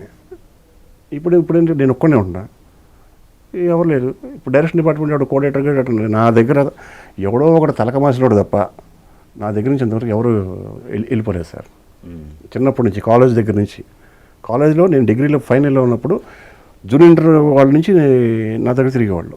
నేను జూనియర్ ఇంటర్లో ఉన్నప్పుడు నేను ఫైనల్ ఇయర్ వాళ్ళ దగ్గరతో నేను తిరిగేవాడిని. ఇటు 5 సంవత్సరాలు, అటు 5 సంవత్సరాలు. ఇప్పుడు డాక్టర్స్ అయిన వాళ్ళు ఉన్నారు, నార్వేలో ఉన్న వాళ్ళు ఉన్నారు, యూఎస్లో ఉన్న వాళ్ళు ఉన్నారు. నాకు డెఫినెట్గా నా టచ్లో ఉంటారు. ఇండస్ట్రీలో కూడా నా అసిస్టెంట్ రైటర్స్ నేను చాలా బాగా చూసుకుంటాను మ్యాక్సిమం. వాళ్ళు నా దగ్గర ఉంటే వాడికి కష్టం వచ్చిందంటే నేను తట్టుకోలేను, నేను ఇచ్చేస్తా. అలా డబ్బులు ఇవ్వటం వల్ల కూడా నా ఫ్యామిలీలో గొడవలు జరిగిన రోజులు ఇన్ని ఉన్నాయి. ఇప్పుడు ఏ భార్య అయినా మనం 10 లక్షలు సంపాదించినప్పుడు కనీసం 5 లక్షలు తనకి దాచమని ఇవ్వాలి మనం. మొత్తం తీసుకొచ్చి బయట ఇచ్చేసి 50,000 ఇచ్చేసి గురించి మనం మళ్ళీ సంపాదిస్తానంటే కోపం వస్తుంది. తన కోపం వచ్చినప్పుడు నేనంటే నీ ఇంకమ్మా నీకెందుకంటే నేను కదా కష్టపడుతున్నాను అంత మెచ్యూరిటీ రాలే నాకు అప్పుడు. మళ్ళీ సినిమాలో ఉంటే మనం సంపాదించుకుంటాం కదా ఇట్లా ఉండేవాడిని. ఈ నా దగ్గర డబ్బులు తీసుకెళ్తాడు, ఈ నెల ఇస్తా వచ్చే నెల ఇస్తా, ఆ నా దగ్గర పని చేయట్లా, సినిమా వచ్చినప్పుడు చేస్తాడులే, ఈ నెల ఇస్తా ఆ నెల ఇస్తా, ఏదో ఒక నెల నా దగ్గర లేవనుకోండి చిరాకు పడతాను. ఎందుకేలే నీకు పతాక నేను పిచ్చినా కూడా కనపడతానా అంటాను, నా దగ్గర లేక నా ఆసక్తి. ఆడు బయటికి వెళ్ళి ఆయన తిట్టేటప్పుడు ఇంకోళ్ళు ఎవరో ఉన్నారు, వాడు హర్ట్ అయ్యాడు. ఇప్పుడు ఆ డబ్బులు ఇచ్చి అన్నీ పోయినాయి, బయటికి వెళ్ళిపోయి వాడండి తాగేసి అంటాడు. కరెక్ట్, అదే అలాంటి జరిగినాయి అంజీ. నేను హోల్ హార్టెడ్గా చెప్తున్నాను. రైట్ అదే నా తప్పులు కూడా చెప్పాను కదా నేను. ఇలా జరిగింది కాబట్టి ఆ బుద్ధి తెచ్చుకొని ఇప్పుడు ఇంకా మొత్తం శుభం కాదు అన్నిటికీ. ఆడి ఫైనాన్స్ వాడు అయిపోయాడు రా, అసలు డబ్బులు ఇవ్వట్లేదురా అన్నానుకో పర్లేదు పో. మళ్ళీ వీళ్ళు నా దగ్గర తాగి నా దగ్గర తిని నా తమ్ముడి దగ్గరికి వెళ్ళి నా గురించి చెప్పటం. ఇప్పుడు నేను సరదాగా నేను ఊరు వెళ్తానండి. ఊరు వెళ్ళినప్పుడు నాకు పోలీస్ సర్కిల్ ఎక్కువ, నాకు సిఐలు డిఎస్పీలు వీళ్ళంతా మేము సరదాగా కలుస్తాం. ఇంకా మిగతా ఫ్రెండ్స్ ఉంటారు, పోలీసు గురించి మాట్లాడాలి. మిగతా ఫ్రెండ్స్ చిన్నప్పటి నుంచే ఉంటారు. నేను వెళ్తే కొంచెం సరదాగా ఉంటుంది. ఆ మామిడి తోటలో కూర్చొని అందరూ హ్యాపీగా. ఈ నాతో పాటు వస్తారు కదా, ఇలాంటి పరిచయం మెచ్చుకుంటారు ఎస్టిమేట్లు. అంటే ఊళ్ళో మన చిన్న చాలా పెద్ద ఫ్యామిలీ, ఆల్మోస్ట్ ఊళ్ళో 90% నా చుట్టాలు నా రికార్డు. అమ్మమ్మ గారు ఊరు అది యాక్చువల్గా. నేను పుట్టింది పెరిగింది అక్కడే, గారాబంగా పెరిగాను. మా చిన్నతాత గారు కర్ణం కూడా ఊరికి సర్కిల్ ఉంటుంది కదండి. ఈ నాతో పాటు వస్తారు కదా ఇక్కడ తోలింగడి బ్యాచ్, వాళ్ళని పరిచయం చేసుకోవటం, నంబర్లు తీసుకోవటం, అప్పుడు ఫోన్ చేసి అన్నయ్య అని మాట్లాడుకుంటాం. ఇది నాకు తెలియదు. ఓకే, ఎప్పుడో వీడికి నేను డబ్బులు ఇవ్వటం మానేసాను చూడండి, నా దగ్గర లేక తిట్టాను కదండి. అప్పుడు వెళ్ళిపోయి వాళ్ళ ఫోన్ చేస్తాడు, అంటే మీ వాడు నేను మానేస్తానండి అసలు మామూలుగా కాదు ఇది అట్లా. వాడు ఇంకోటి చెప్పటం వీడు ఇంకోటి చెప్పటం. ఈ వదిలే అట్లా వెళ్ళిపోయినాడు. ఇప్పుడు వరకు ఏదైనా సినిమా చేశాడా? అలా వెళ్ళిపోయినాడు. ఎవడో ఒకళ్ళు ఇద్దరు అన్నారు కదా, మీరు ఉంటారు డెఫినెట్గా. వెళ్ళిపోయినాడు ఏదన్నా ఇంకో సినిమా చేసాడా నేను చేయమని కూడా చెప్తా. ఓకే, నేను చేయమని కూడా చెప్తా. నా ఆవేశం 5 నిమిషాలే. అదే మళ్ళీ నువ్వు నాకు రాత్రిపూట ఒకవేళ కోపం వచ్చి తిట్టినా కూడా ఎర్లీ మార్నింగ్ కాల్ వస్తుంది ఆటోమేటిక్గా. అంత బోలాగా ఉంటాను నేను. ఇదేమన్నా మాకేమన్నా ఆస్తులు కూడా ఇక్కడ రైట్. మనమేమైనా పెద్ద పుడుగులో మనం తోప ఎప్పుడు ఉంటాం ఎప్పుడు పోతాం ఎవడో తెలియదు. ఉన్ననాళ్ళు హ్యాపీగా ఉన్నాం లేదా. బట్ ఎమోషన్స్ అనేవి కావాలని తెచ్చిపెట్టుకునేవి కాదు సార్, అసంకల్పితంగా వచ్చేస్తాయి. సార్ ఇది చదువుకున్నవాడిని, ఇన్ని సర్టిఫికేట్స్ తీసుకొచ్చిన వాడిని, క్విజ్ కాంటెస్ట్ చేసిన వాడిని, చెప్పాను కదా మీకు, అన్నింటిని చేసిన వాడిని. ఎన్సీసీ బెస్ట్ క్యాడెట్ అంటే ఎంత డిసిప్లిన్ పర్సన్ ఉంటారండి. రైఫిలింగ్ చేశాను, మ్యాప్ రీడింగ్ చేశాను, సెక్షన్ అటాక్ చేశాను, చాలా విగ్రస్గా చేసేవాడిని ప్రాక్టీస్. ఎన్సీసీలో ఉన్నప్పుడు ఎంత ప్రాక్టీస్ చేసేవాడిని అంటే ఆర్మీ అటాచ్మెంట్ క్యాంప్ అని ఉంటుంది, భయపడతారు వెళ్ళరు ఆర్మీ అటాచ్మెంట్ క్యాంప్కి. వెళ్తే వాల్యుబుల్ సర్టిఫికేట్ వస్తుంది మనకి. అంటే ఆర్మీ వాళ్ళతో అటాచ్ చేస్తారు స్టూడెంట్స్ కాప్స్ని. అంటే ఎన్సీసీ అంటే నేషనల్ క్యాడెట్ కార్ప్స్. దానికి వెళ్ళరు. దాన్ని వెళ్ళానండి. గుంటూరు నుంచి సికింద్రాబాద్ వచ్చాను, పెరట్ గ్రౌండ్స్ చేశాను నేను. అంటే ఆర్మీ వాళ్ళతో పాటు వాళ్ళతో మిక్స్ అయ్యి ట్రైన్ అప్ అవటం. యాప్స్కిల్స్ అని, పారాసైలింగ్ అని అన్నీ ఉంటాయి. యాప్స్కిల్స్లో ఎలాగైనా నేను వాళ్ళు కొట్టాలి, ఇది ఆర్మీ వాళ్ళతో నేను సర్టిఫికేట్ కొట్టాలి, వాళ్ళతో పోటీ పడాలి. ఒకళ్ళు ఎలా ఉంటారండి, రాజ్పూత్ నుంచి వస్తారండి, రాజస్థాన్ నుంచి వస్తారు, ఒకళ్ళు మామూలుగా ఉంటారు వాళ్ళు, మన సిక్కిపేటల నుంచి వస్తారు అందరూ. వాళ్ళతో పాటు సాబులు అంటారు వాళ్ళని. వాళ్ళతో పాటు నేను నైట్ ఏం చేశానంటే మార్నింగ్ కాంపిటీషన్స్ యాప్స్కిల్స్ ఉంటాయి, జంపింగ్స్ ఉంటాయి, ఒకటి దూకాలి అటు దూకాలి, గెంతాలి, తాడు పట్టుకుని వెళ్ళాలి, టైర్ల నుంచి దూరిపోవాలి, ఎన్ని ఉంటాయి. టైమింగ్స్ స్టాప్ వాచ్ పెట్టుకొని వాళ్ళు ఎంత టైంలో వస్తున్నారు, వాళ్ళకంటే తక్కువ రాబోని పర్లా, సమానంగా వచ్చి చాలు మనకి. నైట్ అంతా ప్రాక్టీస్ ఓవర్ ప్రాక్టీస్ చేశాను. పొద్దున పడిపోయా, 10 feetకి పడిపోయా కళ్ళు తిరిగి. అంత విగ్రస్గా ప్రాక్టీస్ చేసిన వాడిని, అంత డిసిప్లిన్గా. అంటే చెప్తున్నాను, నా షూ పాలిష్ ఉండేదండి.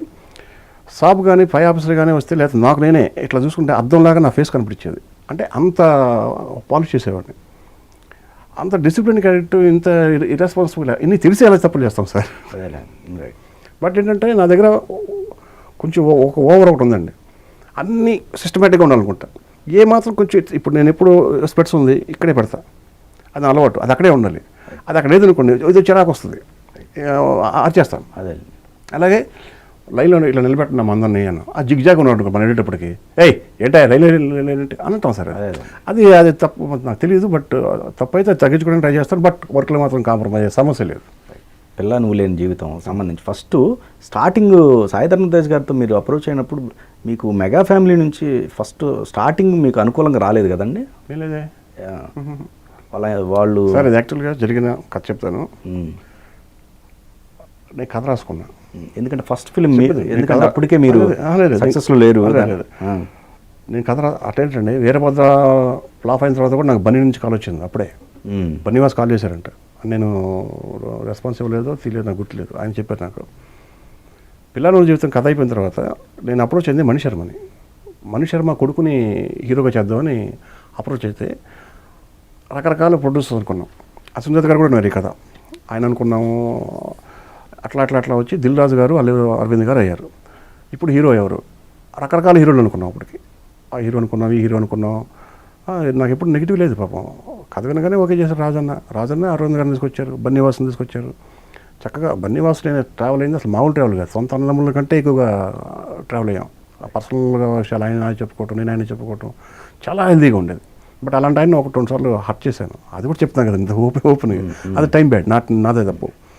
అయినా పాప ఇప్పుడు వాళ్ళు ఫ్లేరప్ అవ్వలేదు. అరవింద్ గారు కానీ, రాజన్నయ్య కానీ, బన్నీవాస్ కానీ, హర్షిత్ కానీ, రకరకాల హీరోలు అనుకుంటున్న టైంలో సాయిధరం తేజ్ అలా ఉంటుంది అన్నారు. అతను కేరింత అనే సినిమాకి సెలెక్ట్ చేసి పెట్టుకుని ఉన్నారు. అవును బాగున్నాడు కదా అనుకున్నాం. ఇమ్మీడియట్ అయితే దేవదాస్ మన చౌదరాని సినిమా ఏంటది రే షూట్లో ఉన్నాడు అని చెప్పి అక్కడ కొంచెం లేట్ అయింది. ఆ షూట్ అంతా అయిపోయిన తర్వాత అనుకూలంగా డేట్స్ చూసుకున్నాం, అతను హెయిర్ కట్టింగ్ అని చేయించుకున్నాం, ఫోటో షూట్ చేసాం, షూట్కి వెళ్ళిపోయాం. చాలా హ్యాపీ చేసాం. అసలు ఏ రోజు నెగిటివ్ అనేది లేదు. చెప్పాను కదండి నేను, నన్ను విజయవాడలో నేను జయబాలయ్య అన్నాను ఆడియో ఫంక్షన్లో. అప్పుడు కూడా పాపం అందరూ ఎంకరేజ్ చేశారు తప్ప ఎవరో ఏంటో ఈ స్టేజ్ మీద నువ్వు జయబాలయ్య అన్న వాళ్ళు చాలా బ్రహ్మాండంగా ఉంటారండి. పైగా నేను బాలకృష్ణ గారి అభిమాని అని చెప్పాను తప్ప మీకు దురభిమాని నేను ఎక్కడ చెప్పలేదు కదా. అందరూ కావాలి మనకి. ఎక్కడ మీకు బన్నీవాస్ గారి మధ్య ఏంటి అది సిల్లీ థింగ్స్ సార్, సరదా డిస్కషన్స్ వస్తూ ఉంటాయి కదా. ఓకే, సీరియస్ ఏం కాదు. Okay okay. తర్వాత ఆయన బర్త్డేకి నేను విష్ చేస్తుంటాను, నా బర్త్డేకి ఆయన విష్ చేస్తుంటారు. ఇప్పుడు బాగా బిజీ అయిపోయారు. నాకు చాలా గర్వంగా ఉంటుంది ఆయన చూస్తే. ఇంత ఒడ్డింత అయినట్టుగా ఎదుగు తెలుతున్నారు. పోతే లాస్ట్ సినిమా సౌఖ్యం దగ్గరికి వద్దాం. ఇప్పుడు సౌఖ్యం అనేది మీరు ఇష్టపడి చేసిందేనా మూవీ? డెఫినెట్గా ఇష్టపడకుండా ఏడాది సినిమా చేయడండి కాదు. యాక్చువల్గా దాని బ్యానర్ లో బిఫోర్ వచ్చింది లౌక్యం ఏదైతే ఉందో ఆ ఎఫెక్ట్ సేమ్ అదే ప్యాటర్న్ లో తెద్దామని ఉంది. మీ స్కూల్ కాదు అసలు, నా స్కూల్ కాదని వాళ్ళు కూడా చెప్పారు. అన్నయ్య నీ స్కూల్ కాదు రవి, నేను స్క్రిప్ట్ సెలెక్ట్ చేసాం, దీన్ని ఎగ్జిక్యూట్ చేయి, నువ్వు బాగా ఎగ్జిక్యూట్ చేస్తావు నమ్మకం అన్నారు. ఆనంద్ గారు ఉన్నారు. నేను కొంచెం ఆలోచించాను. కోన గారు నేను కొంచెం ఆలోచించాను. మనసుకు కొడతా ఉంది కానీ ఎంటర్టైన్మెంట్ ట్రై చేద్దాం. బట్ నా ఎమోషనల్ మార్కు లేదు. తర్వాత కొంచెం యాడ్ చేసాం, 0.1% యాడ్ చేసాం. అది మిస్ఫైర్ అయిందండి. బట్ ఎగ్జిక్యూట్లో నా టేకింగ్ కానీ అది కానీ ఎన్ని టేకింగ్ ఇవన్నీ సెకండరీ సార్. ఫస్ట్ కథే అవును, అది మిస్ అయ్యాం సార్ ఫ్రాంక్లీ. బట్ నేను ఇష్టపడే చేశాను, ఇష్టపడి కష్టపడి కూడా చేసాం ఇది సినిమా. అంతమంది ఆర్టిస్టులు ఏదో అది మిస్ఫైర్ అయింది సార్. ఇప్పుడు ఒకసారి మంచి కథ కూడా మిస్ఫైర్ అవుతుంది, ఒకసారి పిచ్చి కథ కూడా పెద్ద సెన్సేషన్ హిట్ అవుతాయి. మీ 2 సక్సెస్ఫుల్ అండి. ఫస్ట్ సినిమాకి పోకూరు బాబురావు గారిది మేజర్ పాత్ర అనే ఇండస్ట్రీ టాక్కి మీరు ఓకేనా? ఓకే, అయితే గర్వంగా చెప్తాను సార్. ఓకే, తప్పే ఉందంటే ఆ అభిప్రాయం ఉంది ఆయన. బట్ ఆయన సినిమా ఆయన డైరెక్ట్ చేయలేదు కదా, అదే చెప్తారు కదా. అదే అవునవును. Screen play direction A S Ravikumar Chowdary ఖచ్చితంగా మీరే ఉంటుంది. అంతకుముందు ఈ తరం సినిమాలకి ఆ సినిమాకి తేడా ఉందా? బడ్జెట్ పరంగా కానీ, లొకేషన్ పరంగా కానీ, కమర్షియల్ వైజ్ కానీ, అంటే కమర్షియల్ టేకింగ్ సినిమా నా మార్క్ ఉన్నట్టే. లేదు అంటే ఇక్కడ ఎప్పుడైతే ఆ మాట అనుకున్నారో ఏం పిల్లది సినిమా అప్పుడు మరి ఆ ఇంపాక్ట్ కూడా రావాలి కదా, అది రాలా. కథను పెట్టి సార్. అదే ఇక మీరు పుట్టి పెరిగింది ఎక్కడండి? మొత్తం నారాకోడు. 74 ఆగస్టు 25 పుట్టాను నారాకోడులో. నాకు చాలా ఇప్పుడు పులకరిస్తుంది నారాకోడు. ఓకే. మొత్తం ఎడ్యుకేషన్ అంతా కంప్లీట్. అంటే నేను యాక్చువల్గా 9th క్లాస్ దాకా బాగా అల్లరి చిల్లర పిల్లోడిని అంటారు. ఇంట్లో ఉండేవాడు కాదు. మాది రైస్ మిల్ అండి. రైస్ మిల్ అంటే మీకు తెలుసు కదా, 100 ఎకరాల ఆసాంతో ఈక్వల్ ఒక రైస్ మిల్ ఉంటారు. మీరు ఎంతమంది అండి పిల్లలు? నేను నా తమ్ముడు. ఓకే. నాకు 3 అమ్మమ్మలు, 3 తాతయ్యలు. అటుపక్క నానమ్మ తాతయ్య లేరు. చిన్నప్పుడు మా నాన్నగారు చిన్నప్పుడు చనిపోయారు. 2 మేనమామలు. ఇక ఊరంతా 3 అమ్మమ్మలు అంటే ఇంకా వాళ్ళ చెల్లెళ్ళు వాళ్ళు ఊరంతా వెలగా వాళ్ళు డామినేషన్ ఎక్కువ ఉంటుంది. వాళ్ళ మేనలు నేను వెలగావారు కానీ, బండ్లమూడి, జాలాది అందరూ మా చుట్టాలే ఊరంతా ఆల్మోస్ట్. బట్ మా నియోజకవర్గంలో డిసైడింగ్ ఫ్యాక్టర్ కూడా ఆ ఊరే. ఓకే. ఎమ్మెల్యే ఎవరు అవ్వాలన్నా నారాకోట ఓటింగే డిసైడ్ చేస్తుంది. అంత ఎఫెక్టివ్ ఊరు.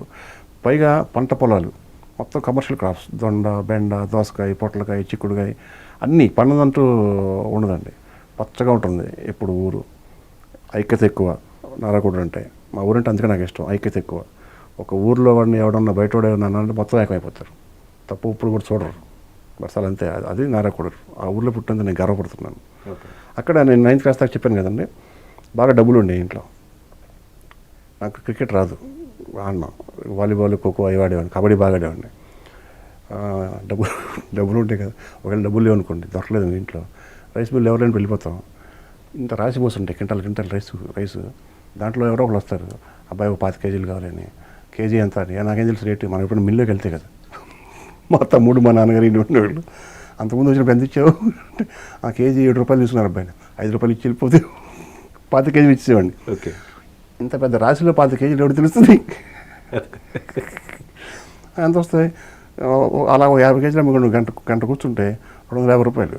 జేబులు పెట్టుకుంటే మన కాలేజీలో కింగ్. క్యాంటీన్లు కూర్చోవడం, ఏంటని చెయ్యి, బోడ తింటావా, మైసూరు బజ్జీ తింటావా, ఉల్లిపాయలు తింటావా, అవి ఇది క్యాంటీన్ ఉండరు, అందరికి ఇచ్చి ఏం కావాలో. చిన్న సైజ్ గ్రూప్, ఎప్పుడు గ్రూప్ ఉండేది సార్. అదే టీలు గీలు అని, సినిమాలు, షికార్లు, చాలా బాగుండేది.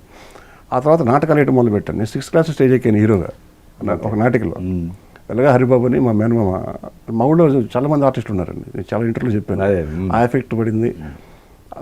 నేను 9th క్లాస్లో ఏం చేశానంటే, మా అమ్మమ్మ బయటికి వెళ్ళిపోయింది ఎక్కడికో, మా తాతయ్య అందరూ రైస్ మిల్లో ఉన్నారు. నేను కాకి pant, white shirt, school uniform. మా అమ్మ వెళ్ళిపోయింది. లాకర్ ఉంటుంది మా బీరోది. ఆ లాకర్ నెంబర్ నాకు ఇంకో బావ ఉండేవాడు, జగన్మోహన్ అని, చచ్చిపోయాడు. వెలగా జగన్ మేనమామ కొడుకు. వాడికి మాత్రం ముసలాయని చెప్పాడు, ఈ లాకర్ తీయాలి, ఇలా తీయాలి అని. ఎవరు లేరు ఇంట్లో. లాకర్ తీసా, రేకు డబ్బా ఒకటి లోపల ఉంది, మళ్ళీ అది తీస్తే టుప్పని కొట్టినాయి పైకి డబ్బులు. అంటే అది పెట్టినట్టున్నారు. ఒక బండిలు తీసుకున్నా, చెవులు పెట్టుకుని మళ్ళీ యాసిడ్గా ఆ లాకర్ కూడా మనకు అంత ప్లాన్ హ్యాండ్స్ వచ్చింది. అలా వదిలేసి వెళ్ళిపోయా. మెయిన్ రోడ్లో వెళ్తే ఎవరో ఒకటి చూస్తారు, లేదా అమ్మమ్మ వస్తుందేమో అమ్మ అని చెప్పి చెరువు ఉంటుంది మా ఊర్లో. ఈ చెరువు నుంచి ఇలా తిరిగి వెళ్ళి బస్ ఎక్కుదామని. గోల్ ఏంటి, చెన్నై వెళ్ళిపోవాలి, ఇప్పుడు అర్జెంట్ హీరో అయిపోవాలండి. ఓకే, ఈ చెరువు కట్టిన డబ్బులు లెక్క పెట్టుకుంటూ వెళ్తూ ఉంటాను, 100 రూపీస్. అయ్యమ్మా ఇది తరగట్లేదండి, ఏంటి వస్తానే ఉంది అని. అంటే అప్పుడు 3000 రూపాయలు ఉంది సార్, 3200 ఉంది. ఇది నేను 9th క్లాస్ అంటే ఇప్పుడు 82 కాదు, 89 10th క్లాస్ అండి, 87 ఓకే, 87లో.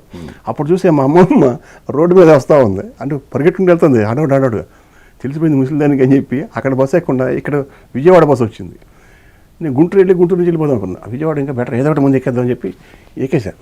విజయవాడ వెళ్ళిపోయా, స్టేషన్కి వెళ్ళిపోయా. అప్పుడు ఏం అలవాట్లేదు, సిగరెట్లు కానీ ఏం కానీ, టీ కూడా అలవాట్లేదు. ఇడ్లీ తినేసి కృష్ణా ఎక్స్ప్రెస్ ఏదో ఉంది, చెన్నై వెళ్తుంది, మధ్యాహ్నం బయలుదేరే ఏదో ట్రైన్, అది ఎక్కేసి కూర్చున్నా 9th క్లాస్లో. అదేలే, ట్రైన్ వెళ్తా ఉంది, ఒక్క నెల కూర్చోన్నాను. ఎవడో గుండోడు అండి, వాడు గమనించాడు. అంటే పద్దాక మనం డబ్బులు లెక్కెట్టుకుని పెట్టుకుంటున్నాం కదా. ఓకే, వాడు గమనించి దగ్గరకు వచ్చి కూర్చున్నాడు.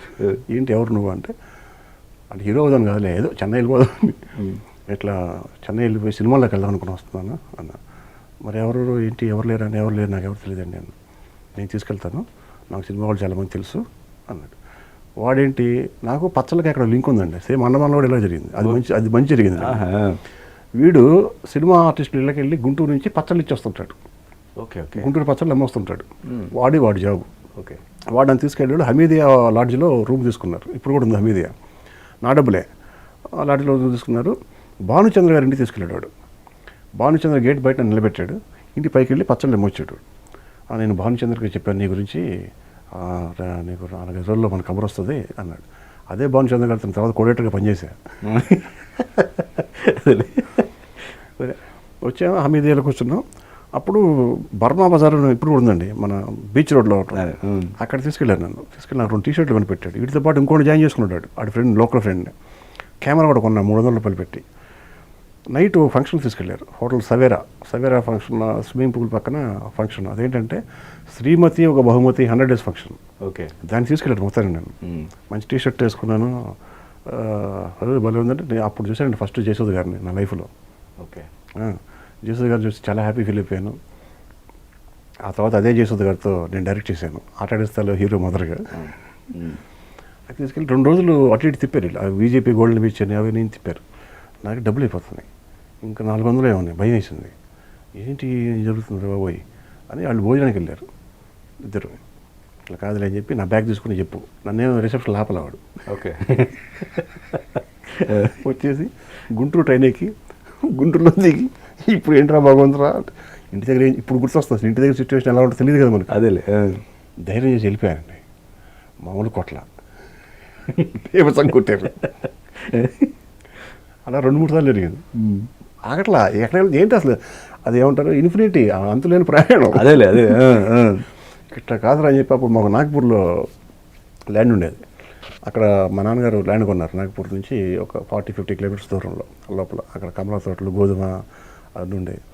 ఇంకో చదువు లేదు గది లేదు, ముందు డిసిప్లిన్ రావాలి ఎందుకని అక్కడే సతీసిపోయి మా అమ్మగారు నన్ను చూసి జాలిపడింది. అంటే బాగా చదివాడిని, చదువులు ఎప్పుడు వెనకంజలేదు. తెచ్చి లేదు పాపం అని చెప్పి నన్ను తీసుకెళ్ళి 10th క్లాస్ మాత్రం చదలవాడ అనే ఊరు ఉంది కృష్ణ గారి బొర్రిపాలెం దాటిన తర్వాత చిలుమూరికి మధ్యలో క్రాంతి ఆశ్రమ పాఠశాల. అక్కడ అందుకుంది ఈ లెఫ్ట్ ఓరియంటెడ్ క్రాంతి ఆశ్రమ పాఠశాల అని. ఆయన మాజీ నక్సల్ మా సార్ బివి రావు మాస్టర్, చాలా మంచి ఆయన. అక్కడ సార్ మొత్తం అందరు కాపులండి, నేను ఒక్కడే చౌదరి అండి. అసలు ఏ ఫీలింగ్ లేదు మాకు, అసలు ఎంత హ్యాపీగా ఉండేవాళ్ళం కలిసిమెలిసి. మాకు అసలు ఆ ఫీలింగ్ లేదు, ఎందుకంటే లెఫ్ట్ ఓరియంటెడ్ సారు. రైట్.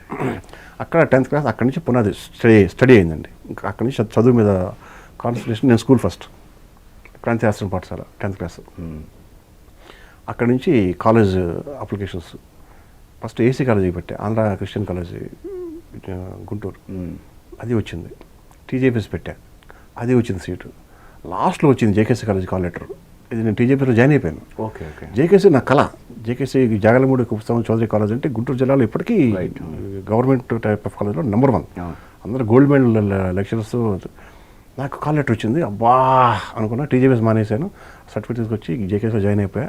నా లైఫ్ టర్న్ చేసింది జేకేసీ కాలేజ్ సార్. అప్పుడు దాకా పల్లెటూరి వాతావరణం, ఆ పల్లెటూరి మాటలు, ఆ యాస, ఆ భాష అన్నీ పోయి కొంచెం ఒక డిసిప్లిన్, ఒక టైమింగ్స్ ఇలా వచ్చాయి. అంటే అక్కడ కాంపిటీషన్ ఎక్కువ ఉండేది. అంటే అందరూ చదువుకోవటం, స్పోర్ట్స్ వీటి మీద ఉంటే గొడవలు ఉండేవి, చాలా తక్కువ ఉండేవి.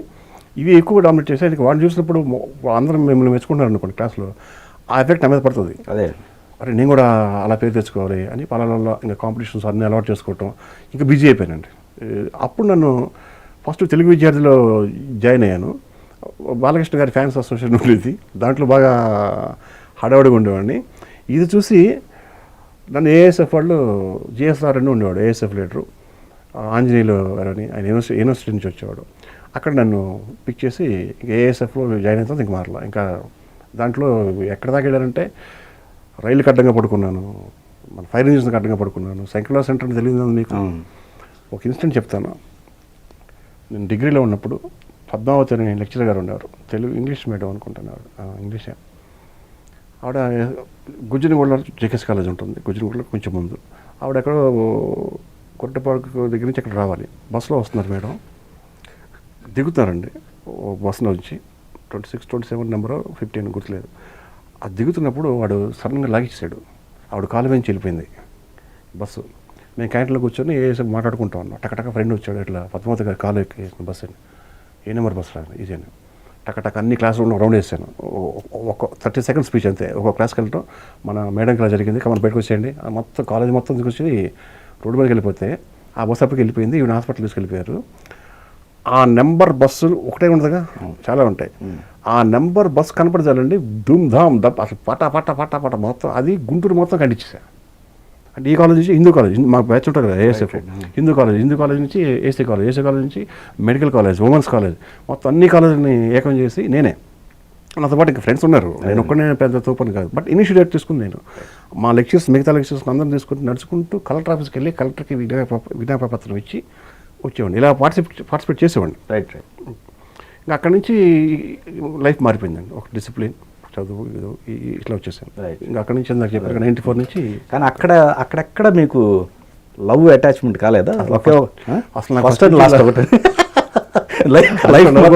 అది కూడా లవ్ కాదు సార్, లవ్ కాదు, ఇన్ఫాక్చుయేషన్. అదే ఇండస్ట్రీకి వచ్చినప్పుడు నా ఏజ్ 20 years. కానీ అమ్మాయి ఏజ్ ఎక్కువ కదా. వద్దులేండి పాపం, ఇప్పటికే చాలాసార్లు చెప్పేసాను పాపం, పద్ధతి కాదు. అంటే వాళ్ళు సెటిల్ అయిపోయారు. వాళ్ళు settle అయిపోయారు. అవునవును, అవును సెటిల్ అయిపోయింది. అవునవును. కానీ నాకేం ఒక- అన్యాయం జరగలేదుగా, ఉమ్, నాకేం తన కారణం నాకేం అన్యాయం జరగలేదుగా పాపం. ఉమ్, కాకపోతే అప్పుడు కొంచెం డిస్టర్బ్ అయ్యాను. డిస్టర్బ్ అయ్యి అక్కడ హనుమాన్ దాకా వెళ్ళిపోయాను. ఉమ్. మళ్ళీ సెటరేట్ సాగర్ గారు పిలిపించి అంత సెటరేట్.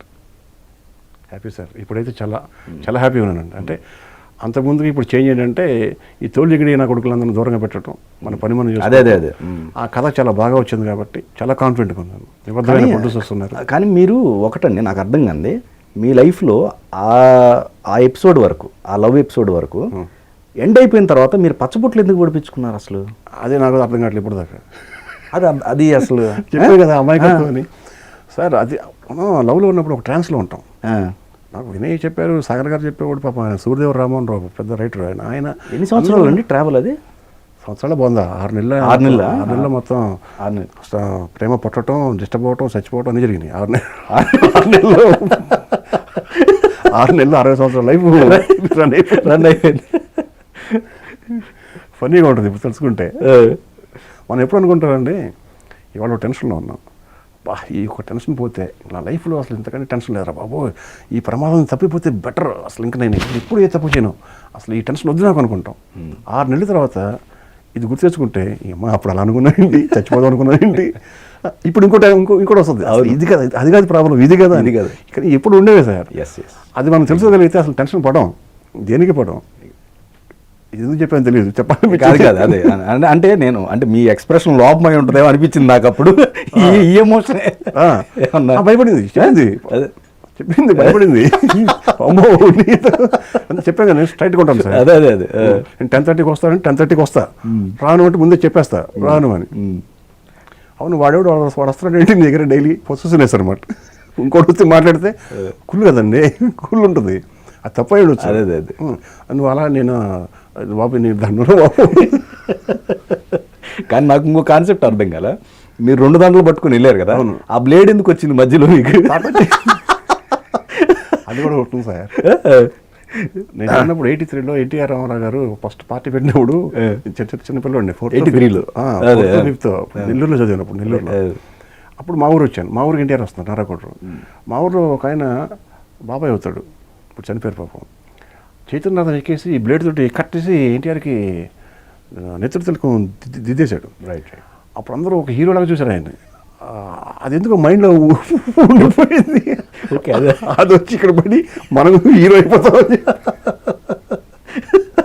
ఓకే. అన్నీ అదే మ్యారేజ్ అరేంజ్డ్ మ్యారేజ్ కదా అదా మీది? నా పక్క arrange marriage. Arranged marriage. Arrange marriage. ఓ పాప. బాలకృష్ణ గారి వీరాభిమానిగా ఒక 2 విషయాలు మిమ్మల్ని అడుగుతాను. ఇది జనరలే మీకు సంబంధించినవి, బాలకృష్ణ అభిమానులకు సంబంధించినవి, బయట అనుకునేవి.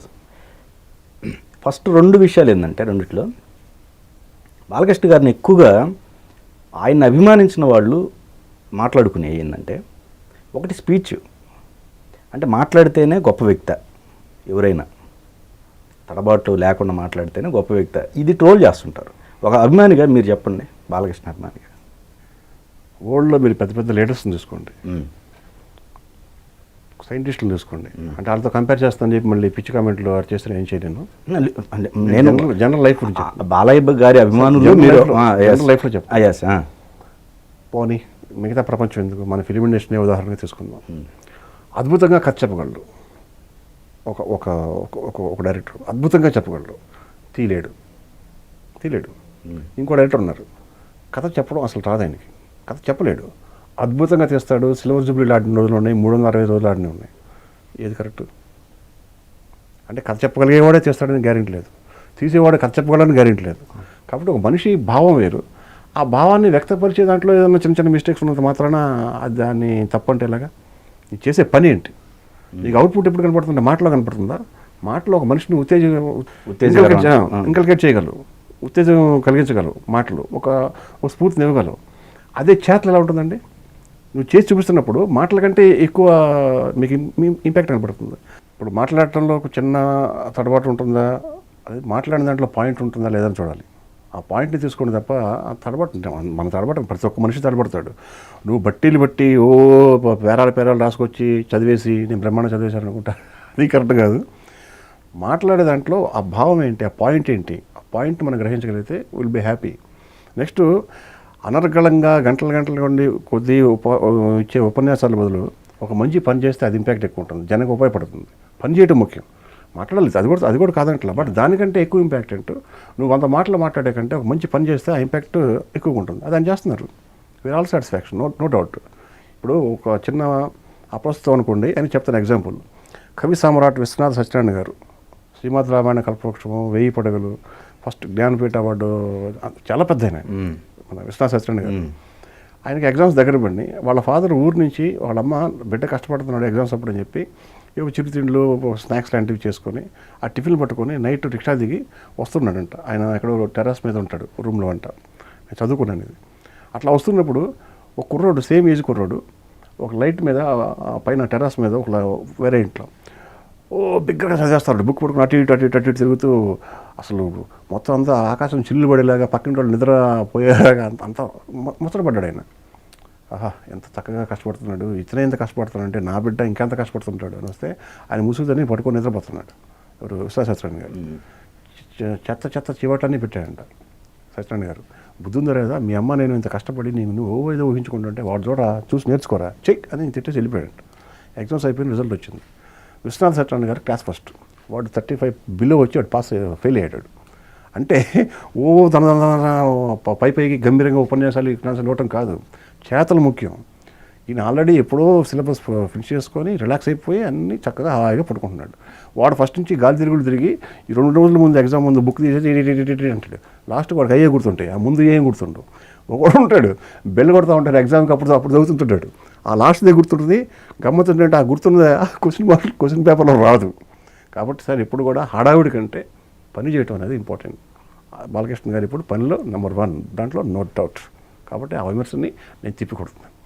ఓకే. రెండోది ఆయన్ని అభిమానించిన వాళ్ళు కావచ్చు. రెండోది అంటే ఆయన చేసుకుంటారు. ఉత్తిన ఎప్పుడు చేసుకున్నారండి? ఇప్పుడు ఇందాక చెప్పాను, ఫ్యాను కథ అసంకల్పిత ప్రతీకార చర్య అని ఉంటుంది. అవును. మీరు షేక్ హ్యాండ్ ఇచ్చినంత వరకు బాగానే ఉంటుంది.